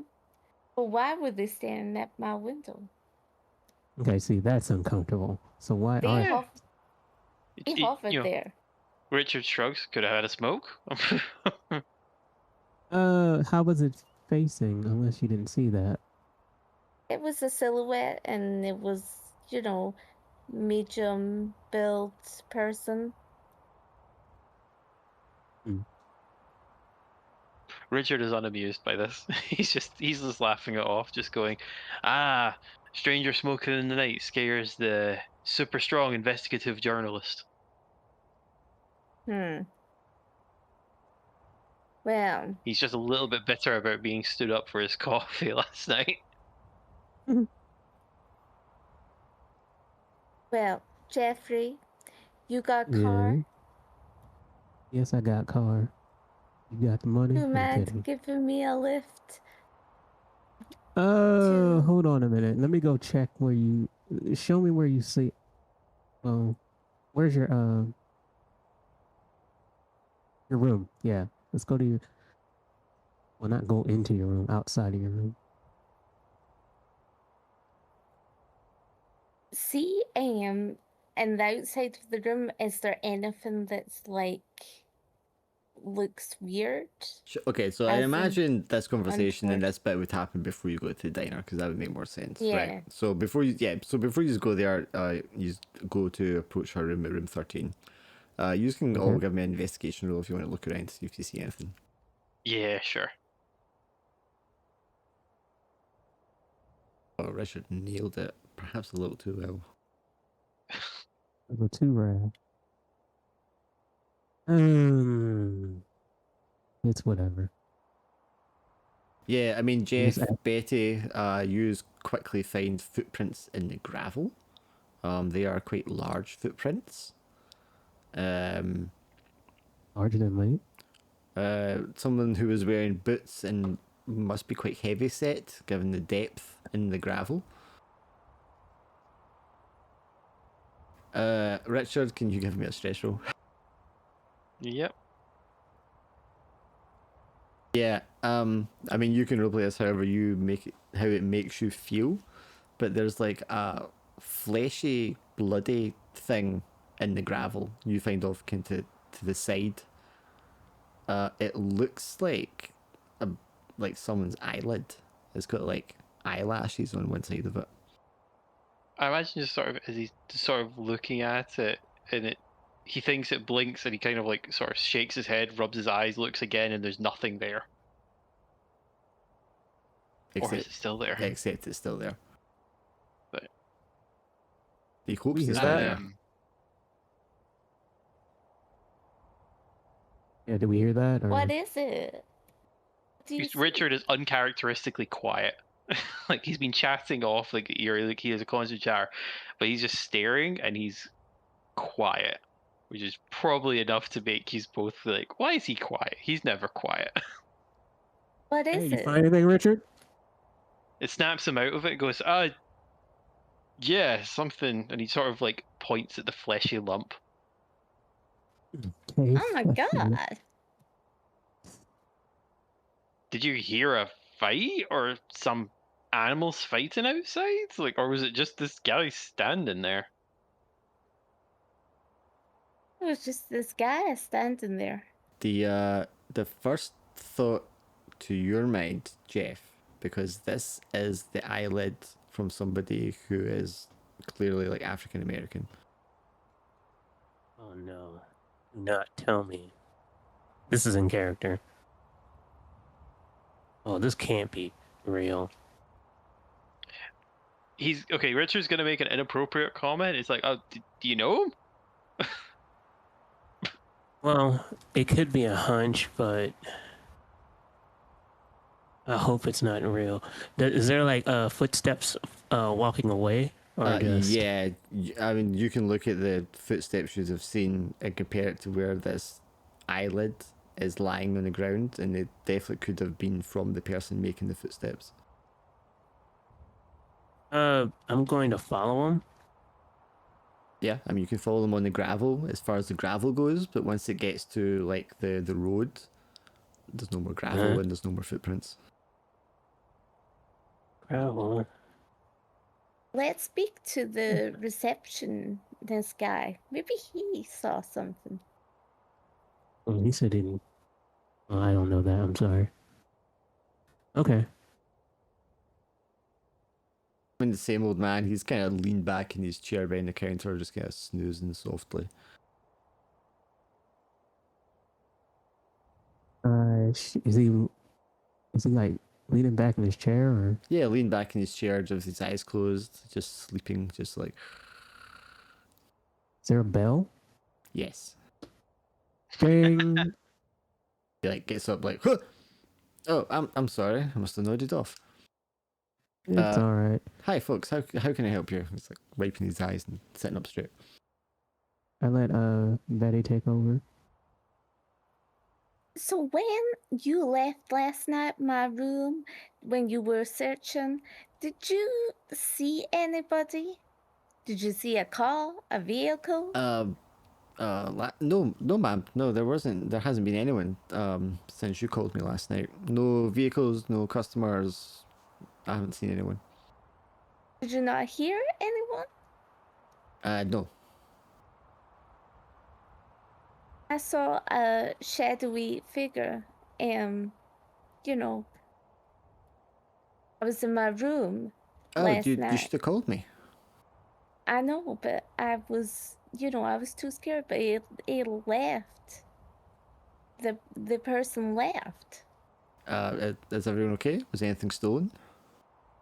No, everything's fine. I Oh, have all good. my belongings. Richard will just sort of chime in. I did discover some weird bit of. It looked like skin outside of her room on the floor. Skin? Yeah. Yeah, we found something. Richard. That guy should be able to show me then. He comes round the side of the counter. Okay, let's go. Just take him into the parking lot, take him over to where it was, and he looks down at it. Oh my god. Oh, that's disgusting. What is that? Yeah. It You looks think like so? He gets down, like crouches down, like gingerly picks it up by the eyelashes, and just like holds it up in front of him.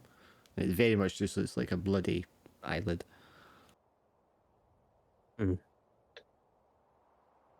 Wouldn't So Is there you any don't see actual other things Sorry. around it, or is it just the eyelid? There's no blood. There's a no little drop of disturbance blood the- next to where it was sitting, yes, which was obviously just came off of it. Then you just said Can- those footprints. There is the footprints, yes. Can you contact the sheriff or the police? Or you can Yeah, do I'll call that. the sheriff. Sheriff's office. It's a bit strange. When did you find us? Just now? Just now. Yeah, literally about 5 minutes ago before we came in and told Right. you. I mean, we only have you 3 people staying here last night. So there's no one else here. Mm-hmm. Well, I told you that I heard the ruckus outside. Yeah, I'll go call the sheriff and see what they say. And he takes the thing away with him. Ugh. Nothing to do with that. Well, I gotta show him, don't I? Do I Okay. notice anything like, see, underneath the bonnets of cars or anything like that in this sort Well, of it's vicinity? Richard and Jeffy's cars that are in the parking lot for the motel, so you can look around them if you want. Yeah. Yeah, you don't need to roll. There's nothing unusual there. What about the reception guy? Is he like? Is there something? You can roll Yeah. your 2 dice. See if you can Okay. sense anything off about him. Oh, He seems on the level. I mean, you're thinking he didn't hear anything, but I mean, he was asleep a minute ago, and he's a bit old. Maybe he just slept through whatever it was. But why didn't you see him last night? I mean, where was the guy? mm. And if he didn't have a car, then he must have walked. So he couldn't have walked. You know, he must have walked along the street. So how could he not have seen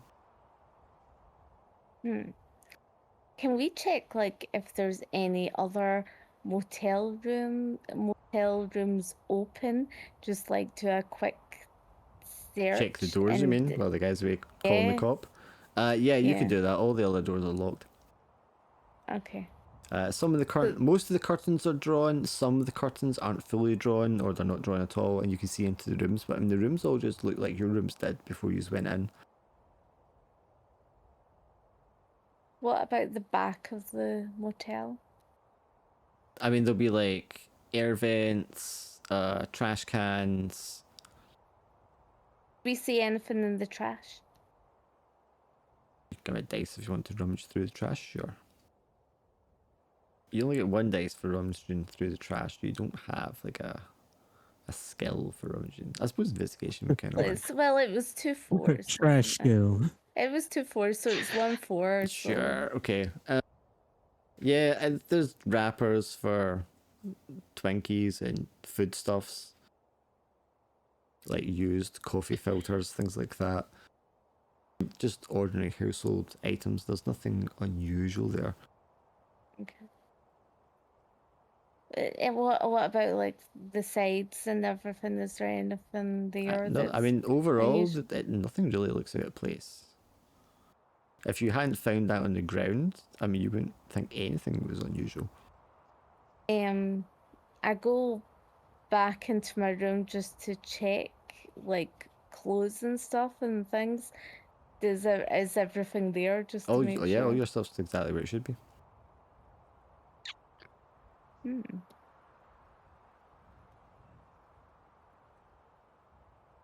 What about you guys? Is all your stuff there? I'm gonna go check. 'Cause that's a good idea. Yeah, everything is just where you left it. Your Dun, cars, dun, dun, dun. your cars seem to look fine as well. Oh, what about my car? Yeah, the cars are totally fine. The guy comes back after a couple of minutes. He says, "Right, well, I've called the sheriff's office. They're going to send someone down."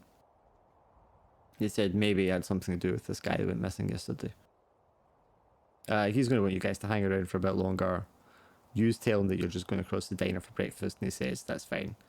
So the cop will come, speak to him. There's a different cop from last night. And then a cop will come across to the diner and ask to speak to you. Just, what did you see? Miss? Can you identify the person? Anything about them? And you just relay to them what you know, which is not very much at all. Yeah. And he's like, okay, well, there's a chance this might be the guy that went missing yesterday. Maybe he's had a knock to the noggin or something, and he's not thinking right. Maybe he's been involved in some kind of accident. We're going to get a car out here to help me, and we're going to look around now that it's daylight and see if we can find anything. You folks staying in town for the time being? Yeah, we may Yes. stay a while. Alright, well, if I need to get a hold of you, I'll call in at the motel, and I'll check in with you later today if we find anything. And then you can have your tasty breakfast. Bacon and eggs. Breakfast of champions. So you have the address, Betty, of the person you're supposed to talk to. Or that you wanted to interview. And then I've asked if he could Jeff drive you if there. Jeff could yeah. get, yeah. I mean, it's literally a 2-minute walk around the corner, but yes, Jeff can drive you there. Yeah. You want to come in with me? Do you guys want to come? I mean, what use do I have? Well, it could, Unless there's something that needs it could be fixing. connected with your story. I mean, I think with Jeff, it's more you're kind of waiting around to see if they tell you anything about Omar anyway. Exactly. Okay, I ring the bell. Richard, on the other hand, I'm not sure why he's tagging along. Pure But interest. money is money. He's still trying to make that money. Yeah, or just sheer curiosity. Go to 212 Lewis Street. Yeah. There is a car in the driveway. Just a normal family car, nothing fancy. Looks in good condition. House itself looks in decent condition. The blinds are all drawn. That's the only thing that's... But that might not be odd because it is sunny. You go up and you ring the doorbell. You hear someone moving about inside Betty, but the door doesn't get answered right away. And then you see the shadow of someone standing behind the door. And it's got that kind of glass you can't see through. Yeah, And then you if hear... it's the same silhouette. no, this person is maybe... How tall is Betty, actually? Sorry.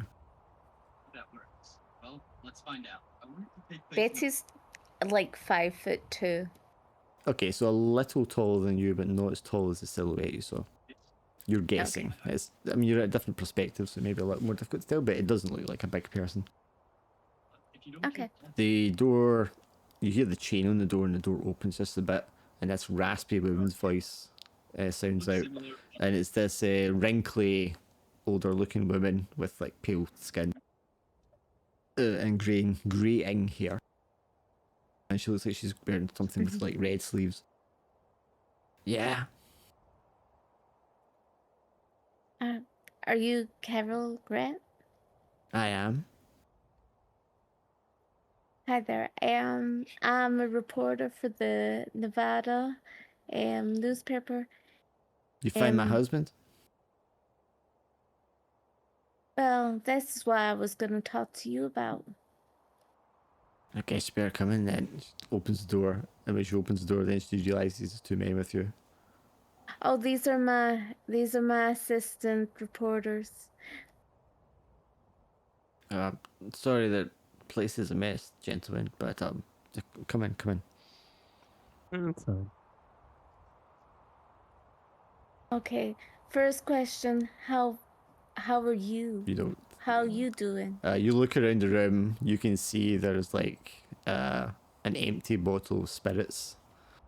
It's like lying on the table. There's one that's like kind of like half full sitting on the table with a glass beside it, which has some liquid inside it.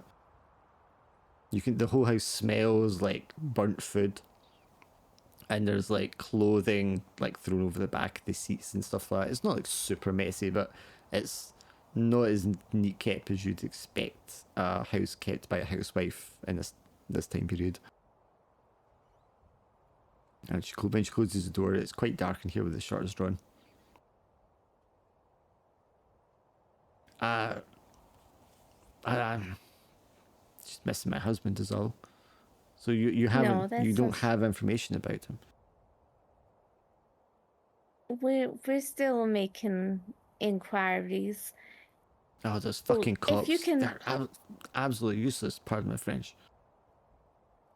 if you could go through the whole story for me, from start to finish, maybe I can, draw a pattern on that. She sits down on the couch, picks up her glass, starts sipping at it. Well, I mean, there's not much to tell. Is this going to be in the paper? No. If you don't want it to be in the paper, we don't have to. No, it have should be in the paper. paper. People need to know. Yeah, I'll have it in the paper if you want it in the Nobody paper. believe me. Fine. But they have to believe me. Because he's not my husband. That thing they have. Well, yeah, sure. If you can go through your story that, and be as truthful and transparent. It's going to sound a little crazy. And that's what I'm here for. I'm here for everything. She like kind of catches that she's drinking early in the morning. She's like, I didn't drink before. But this just has me so wired, worked up. You want to make some coffee? Oh, do you want coffee? I can get you coffee. She puts her drink down, goes into the kitchen. I just had breakfast at the diner. I'm fine at the moment. Anyone else want coffee? She's like, I just made the pot this morning. Oh, wait. No, that was last night. I'll put another pot on just now.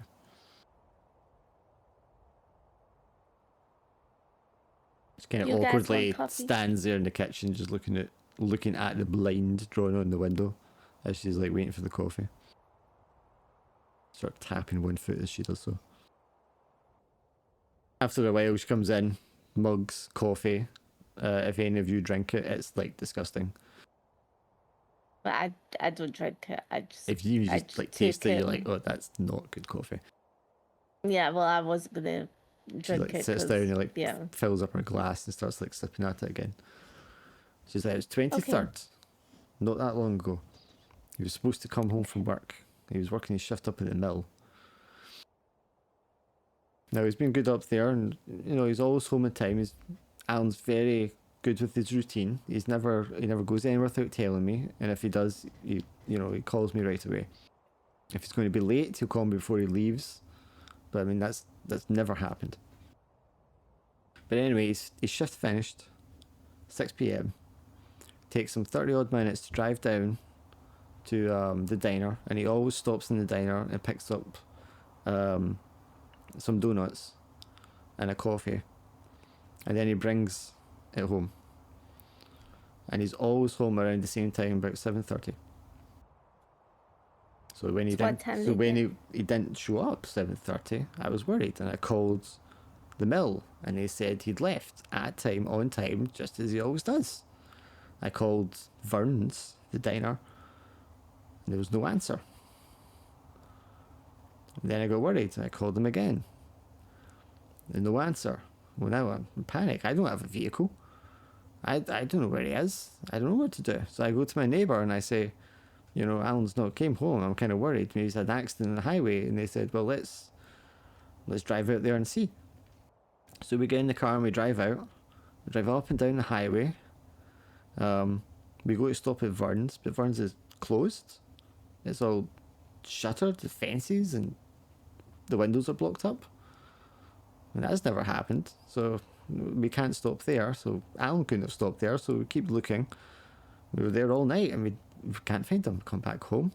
I'm waiting up all night, and he just doesn't show home. So the next day, first thing I go down the sheriff's office and tell him he's vanished. He's had an accident, or he's been hijacked or something. And they tell me, no, ma'am, he's going to show up. This happens all the time. Don't worry, a couple of days. Well, I go home. What else can I do? I keep looking for him. And we're driving around all the next day and what have you. 26. I think it was the Saturday. A man shows up at my door. And he looks like Alan. And he's wearing Alan's clothes. But he's not Alan. And for one thing, he doesn't have any eyelids. Just scars around the top of his eyes. So he can't blink. He can't close his eyes. He just stares the whole time. And he don't make no sense. He's talking to me in words I can't understand. And I mean, he's not aggressive or anything. He comes in, he sits down. I think he's had an accident. I tell him we need to go to the hospital. We need to call a doctor. And he just keeps gargling gibberish at me. And I don't know what this man was or how he was looking the way he was looking, but he was not my husband. And I went to the sheriff's office and I told him as such right away. I was kicking and screaming until they came down here to take him away. And we opened up the door and he wasn't in the house.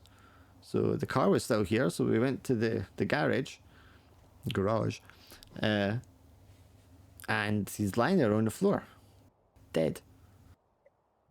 So the car that he was driving, Did he come back in that car? Like, was that car there? Can you show me that car? No, we found the car by the side of the road, maybe about half a mile out from town. Key's still in the ignition. Radio's still running. Did you notice anything different in the car? Like, as in, was there anything, Nothing. No know, blood. No, nothing broken. Nothing stolen. Just sat right there. is that car here? Yeah, that's the car up front. It's the only car I have. Can we have a look at it? Is that okay? And you can have a look at it if you want. But you might want to take a look at the garage first. It's weird that I can't what's see in the garage? Okay, just takes you around the garage. You'll be prepared now. Just opens the door. And the place is swabbed, covered in etchings and blood that's been drawn in a manic set of like symbols and runes just all over the floor, all over the workbench, all over the wall, even the ceiling. I take my It's a very strong smell off of it, and you realise some of it's been like scrawled in like excrement. camera out and All right, I need a roll for this. I take, photos. Character logic. That's why I need a roll. Yeah, sure.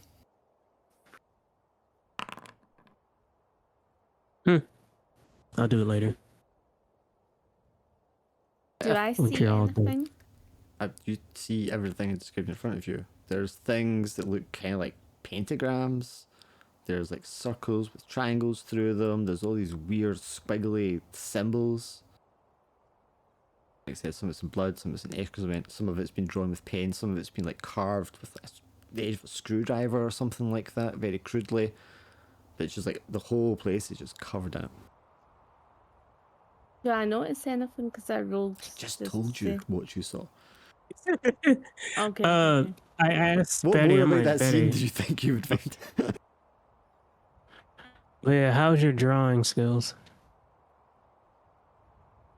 And do you have a pen and paper?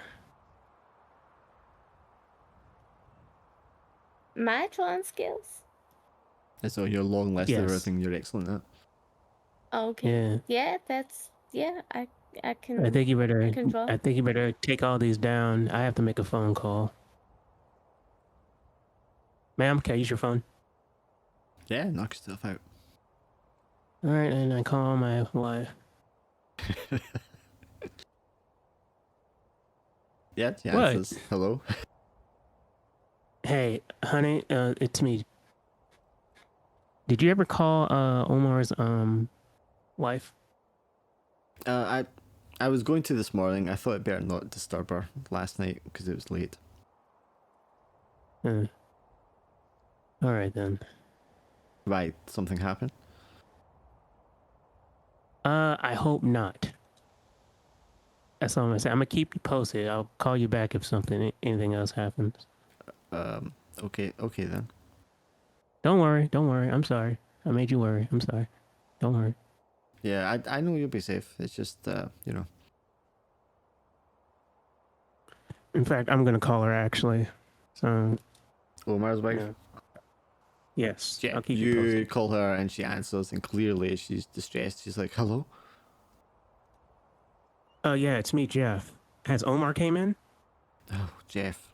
No. The cop said he went missing. He was with you and he disappeared. Yes, he did. And you, what do they mean he disappeared? I don't understand. They told me he just was there and then he wasn't. And he might have he might have jumped in a friend's car or something. No, we were on a job and and I looked down and he was gone. He wasn't there. How can he just be gone? Honestly, I don't know. Did he run away? And I'm not sure. Did someone pick him up? No, I hope that, but I don't know. I really don't know. Has there any So he hasn't. Well, from what you're saying, he hasn't showed up at No, all. he's not came home. He's not called. He's not called any of his friends. He's not called into work. He's not called his brother. I mean, Jeff, the cops won't tell me anything. They won't tell me what they're doing. They said they're looking for him, but I mean, I know that's not going to happen. I'm gonna try to find him. Right now, I'm trying to gather as much clues as possible. Please, Jeff, if there's anything you can do at all, please do. I'd be so grateful. Yeah. Yeah, I'm gonna go, and I'll keep you posted. Okay, thank you, Jeff. You're welcome.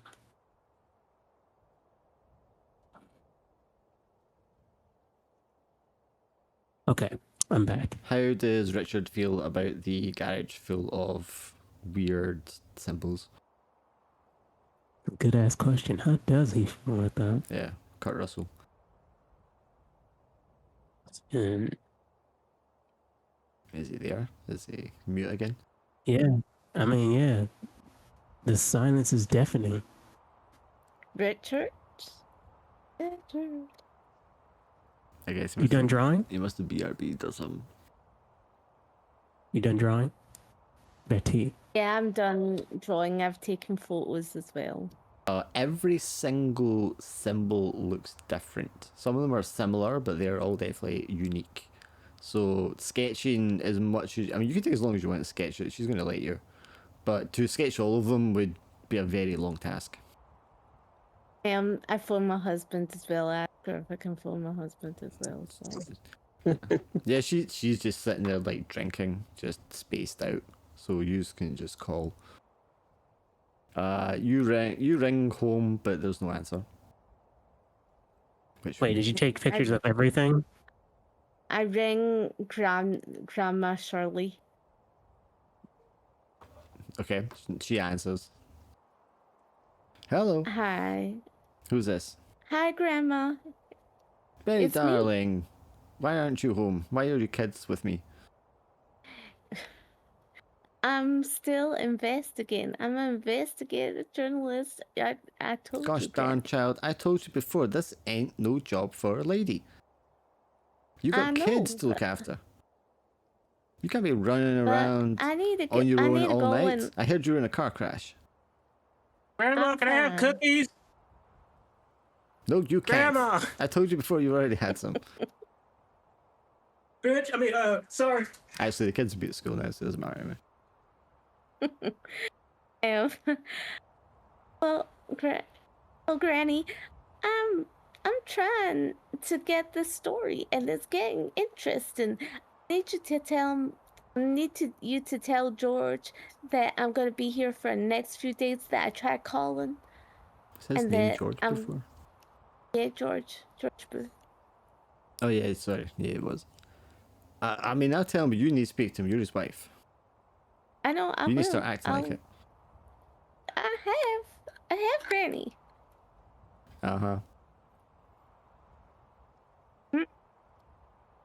Well, I love you, Granny. I'll speak to you soon. Okay. I love you too, darling. You look after yourself. Love you. Bye. Right, where's Richard? Callum. He may have fallen asleep. Sorry, dozing out. He did fall asleep. I was just asking, how does Richard feel or react to the garage full of strange symbols? He fell asleep. He's like, oh, okay. I had a late night. Too much coffee yesterday. He probably just thinks it's just some eccentric thing. He probably thinks, so this is why my uncle wants to move out here. Like, I think like his initial reaction would just be it's just some eccentricity, like decoration. He wouldn't really think it's something absurd. He's interacted with a lot of people. Like, people don't really surprise him anymore. Yeah. So, not to repeat the question, did you take enough pictures and draw enough pictures and pictures? Yeah. Okay, so we're ready. Do I get where do you guys want to go? Do I get any sort of, is there anything that she's sort of hiding? You want a vibe check for her? You can roll 2 dice. Vibe check, yeah. Vibe check. I mean, if you take the time to document that all, photograph it, take sketches of it and stuff, you'll be there quite a while because there's so much of it. It's all unique, but you can definitely do that if you hang around long enough. Betty, she just seems like a woman,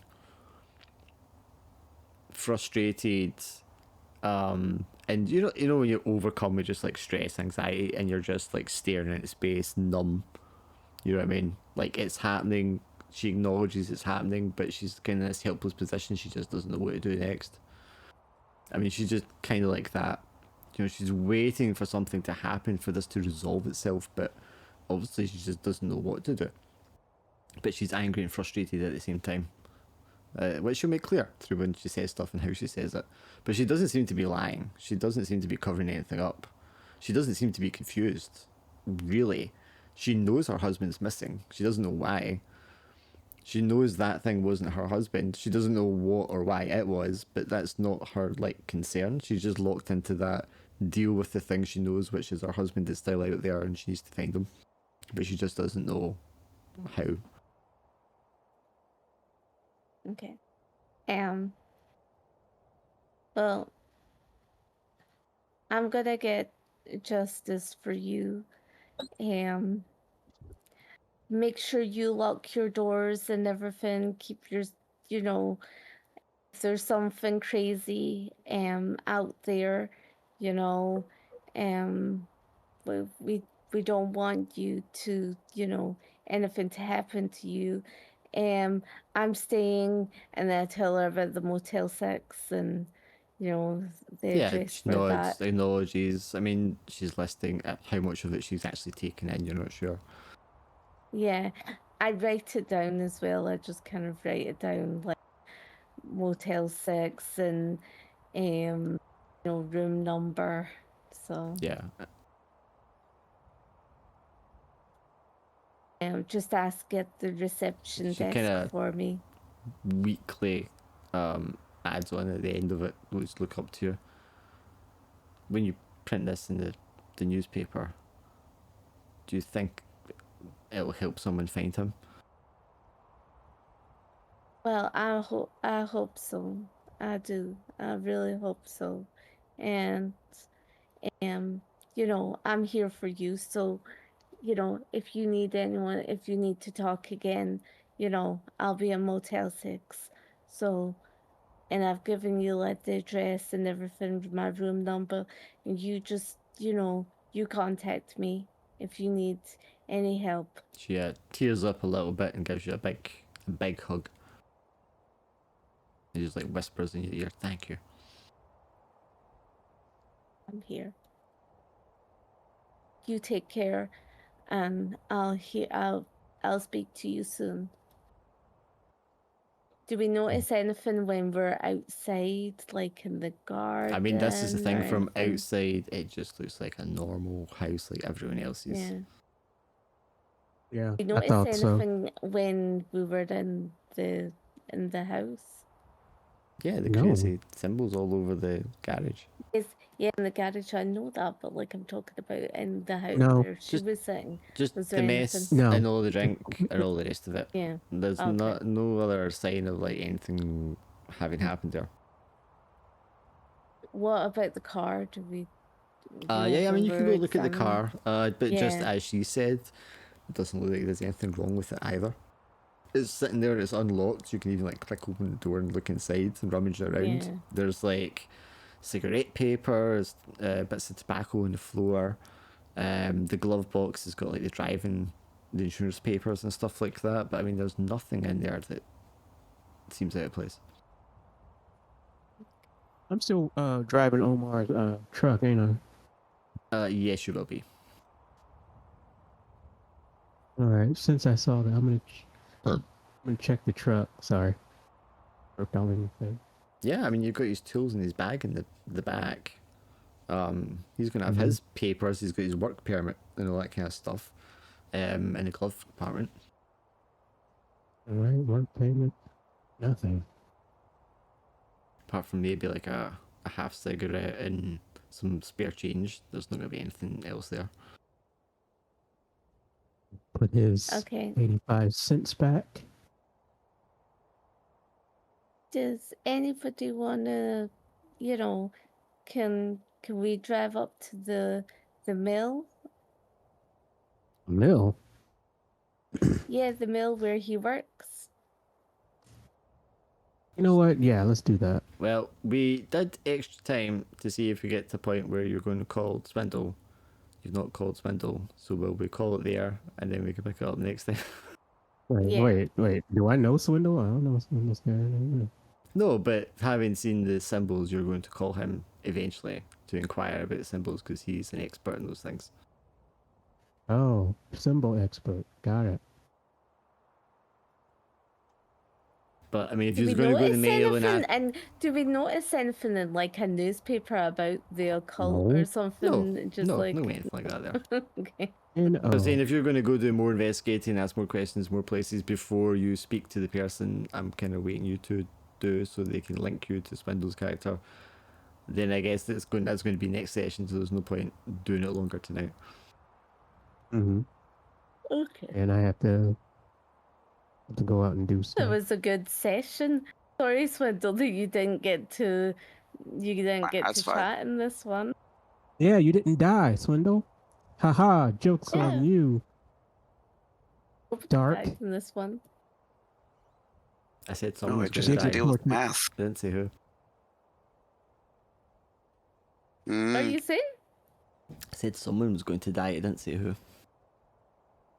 Oh my. I feel like it was. I feel like if it was like if I'd went outside, I'd have died. No. Maybe.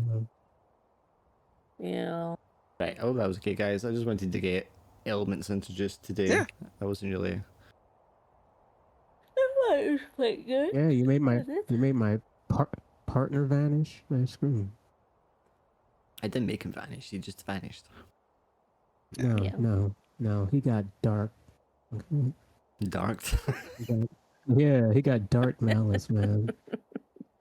Yeah, he's got sewn eyes. Definitely done a Coraline. That's not what the Be women some described. button eyes. This is not Have Caroline. you ever watched Coraline? I'm just saying. Coral line, excuse me, Coral. Yeah. That's a It's good such movie. a good movie, yeah. It is. Oh, by the way, I finally saw Sinners, and yeah, Dark hit it on the head. I'm like, What was he's it? right. What? No, not really, but you know, you're right this time. Okay, I'm just making a note here. They could have made I it am into two always right. stories. I think Right. there was Yeah, just I so do- many different arcs. By the wasn't there? way, those Indians, they actually had names and shit. The Karshaw. Mm-hmm. I'm like, man, they went hard on these. What? Why didn't you go on? Because that wasn't the movie. Anyway, Swindle, we will definitely get you involved in next time. Oh quite yeah, prominently. no worries. Yeah, and kill you. No worries. I was happy to just listen at least. I felt like everyone's character was quite funny. Yeah, funny is the vibe I'm totally and going I for. did get to, and I get to fumble around pretending to be somebody else again.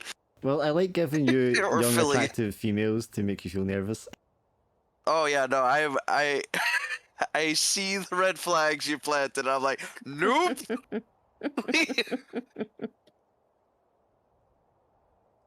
Gonna shut that shit down. And then they started talking about, you're like, uh-oh. We go. Oh no, math. Yeah, no. I definitely di- got body snatcher vibes from that. The nicer she is, I'm just gonna be like, nope, turn away. There you go. Priest running away from women, I find quite funny as well. Yeah, no, yeah, that's. I'm just gonna massively overcorrect from the alley incident. Just like any female character, just nope, be gone, foul creature. Love how Throw you the made water my at them. husband cold again. listen, Like, I Oh, am playing. Jesus. I am playing a character to react to what you're doing to the character, right? So that's Yeah. all on you. Yeah. You could have Yep. came at it the same way Glim did, and you would have got a different response. yeah, I For think sure. that's it the same Wait. No, you didn't. I Okay. saw what you tried to do though. I was But thinking I knew 1950s, the that- guy's probably a little more traditionalist as well, and he was hoping that you would change a yeah. little bit, and then you just didn't. Nah. And now Maybe you've she actually doubled got down on not being and now that you've traditional. actually got the assignment, he's like, oh my god, this is just going to get worse. Yeah. That means you're kind of a deadbeat, Betty. Well, I mean, she doesn't even have one of our top 3 people. She's got a fucking, that's true. she's got a fucking church She group doesn't on even there. care about her marriage. Yeah, that means Just she's a thinking deadbeat. about That's the up. thinking about the lamp. I was old lamp. In the I'm head. definitely changing your top 3 anchors, by the way. Well, I'm gonna change them. I'll Yeah, your change husband's them, got to be on okay? there, and he's Yeah. got to be first because he's Come the on. first thing. No, then- I don't well, want to be the first. No. he's definitely the first thing Oh. you're going to forget about, man. No. Yeah. Betty is just the reincarnation of Mildred. No, she's not. She is. No. That's not true. It's a definite thread of similarity. She's gonna between get us them all killed. Well, yeah, obviously. She's gonna start with her husband. No. I put my family. It's like the highest thing on my anchors. You would put your husband.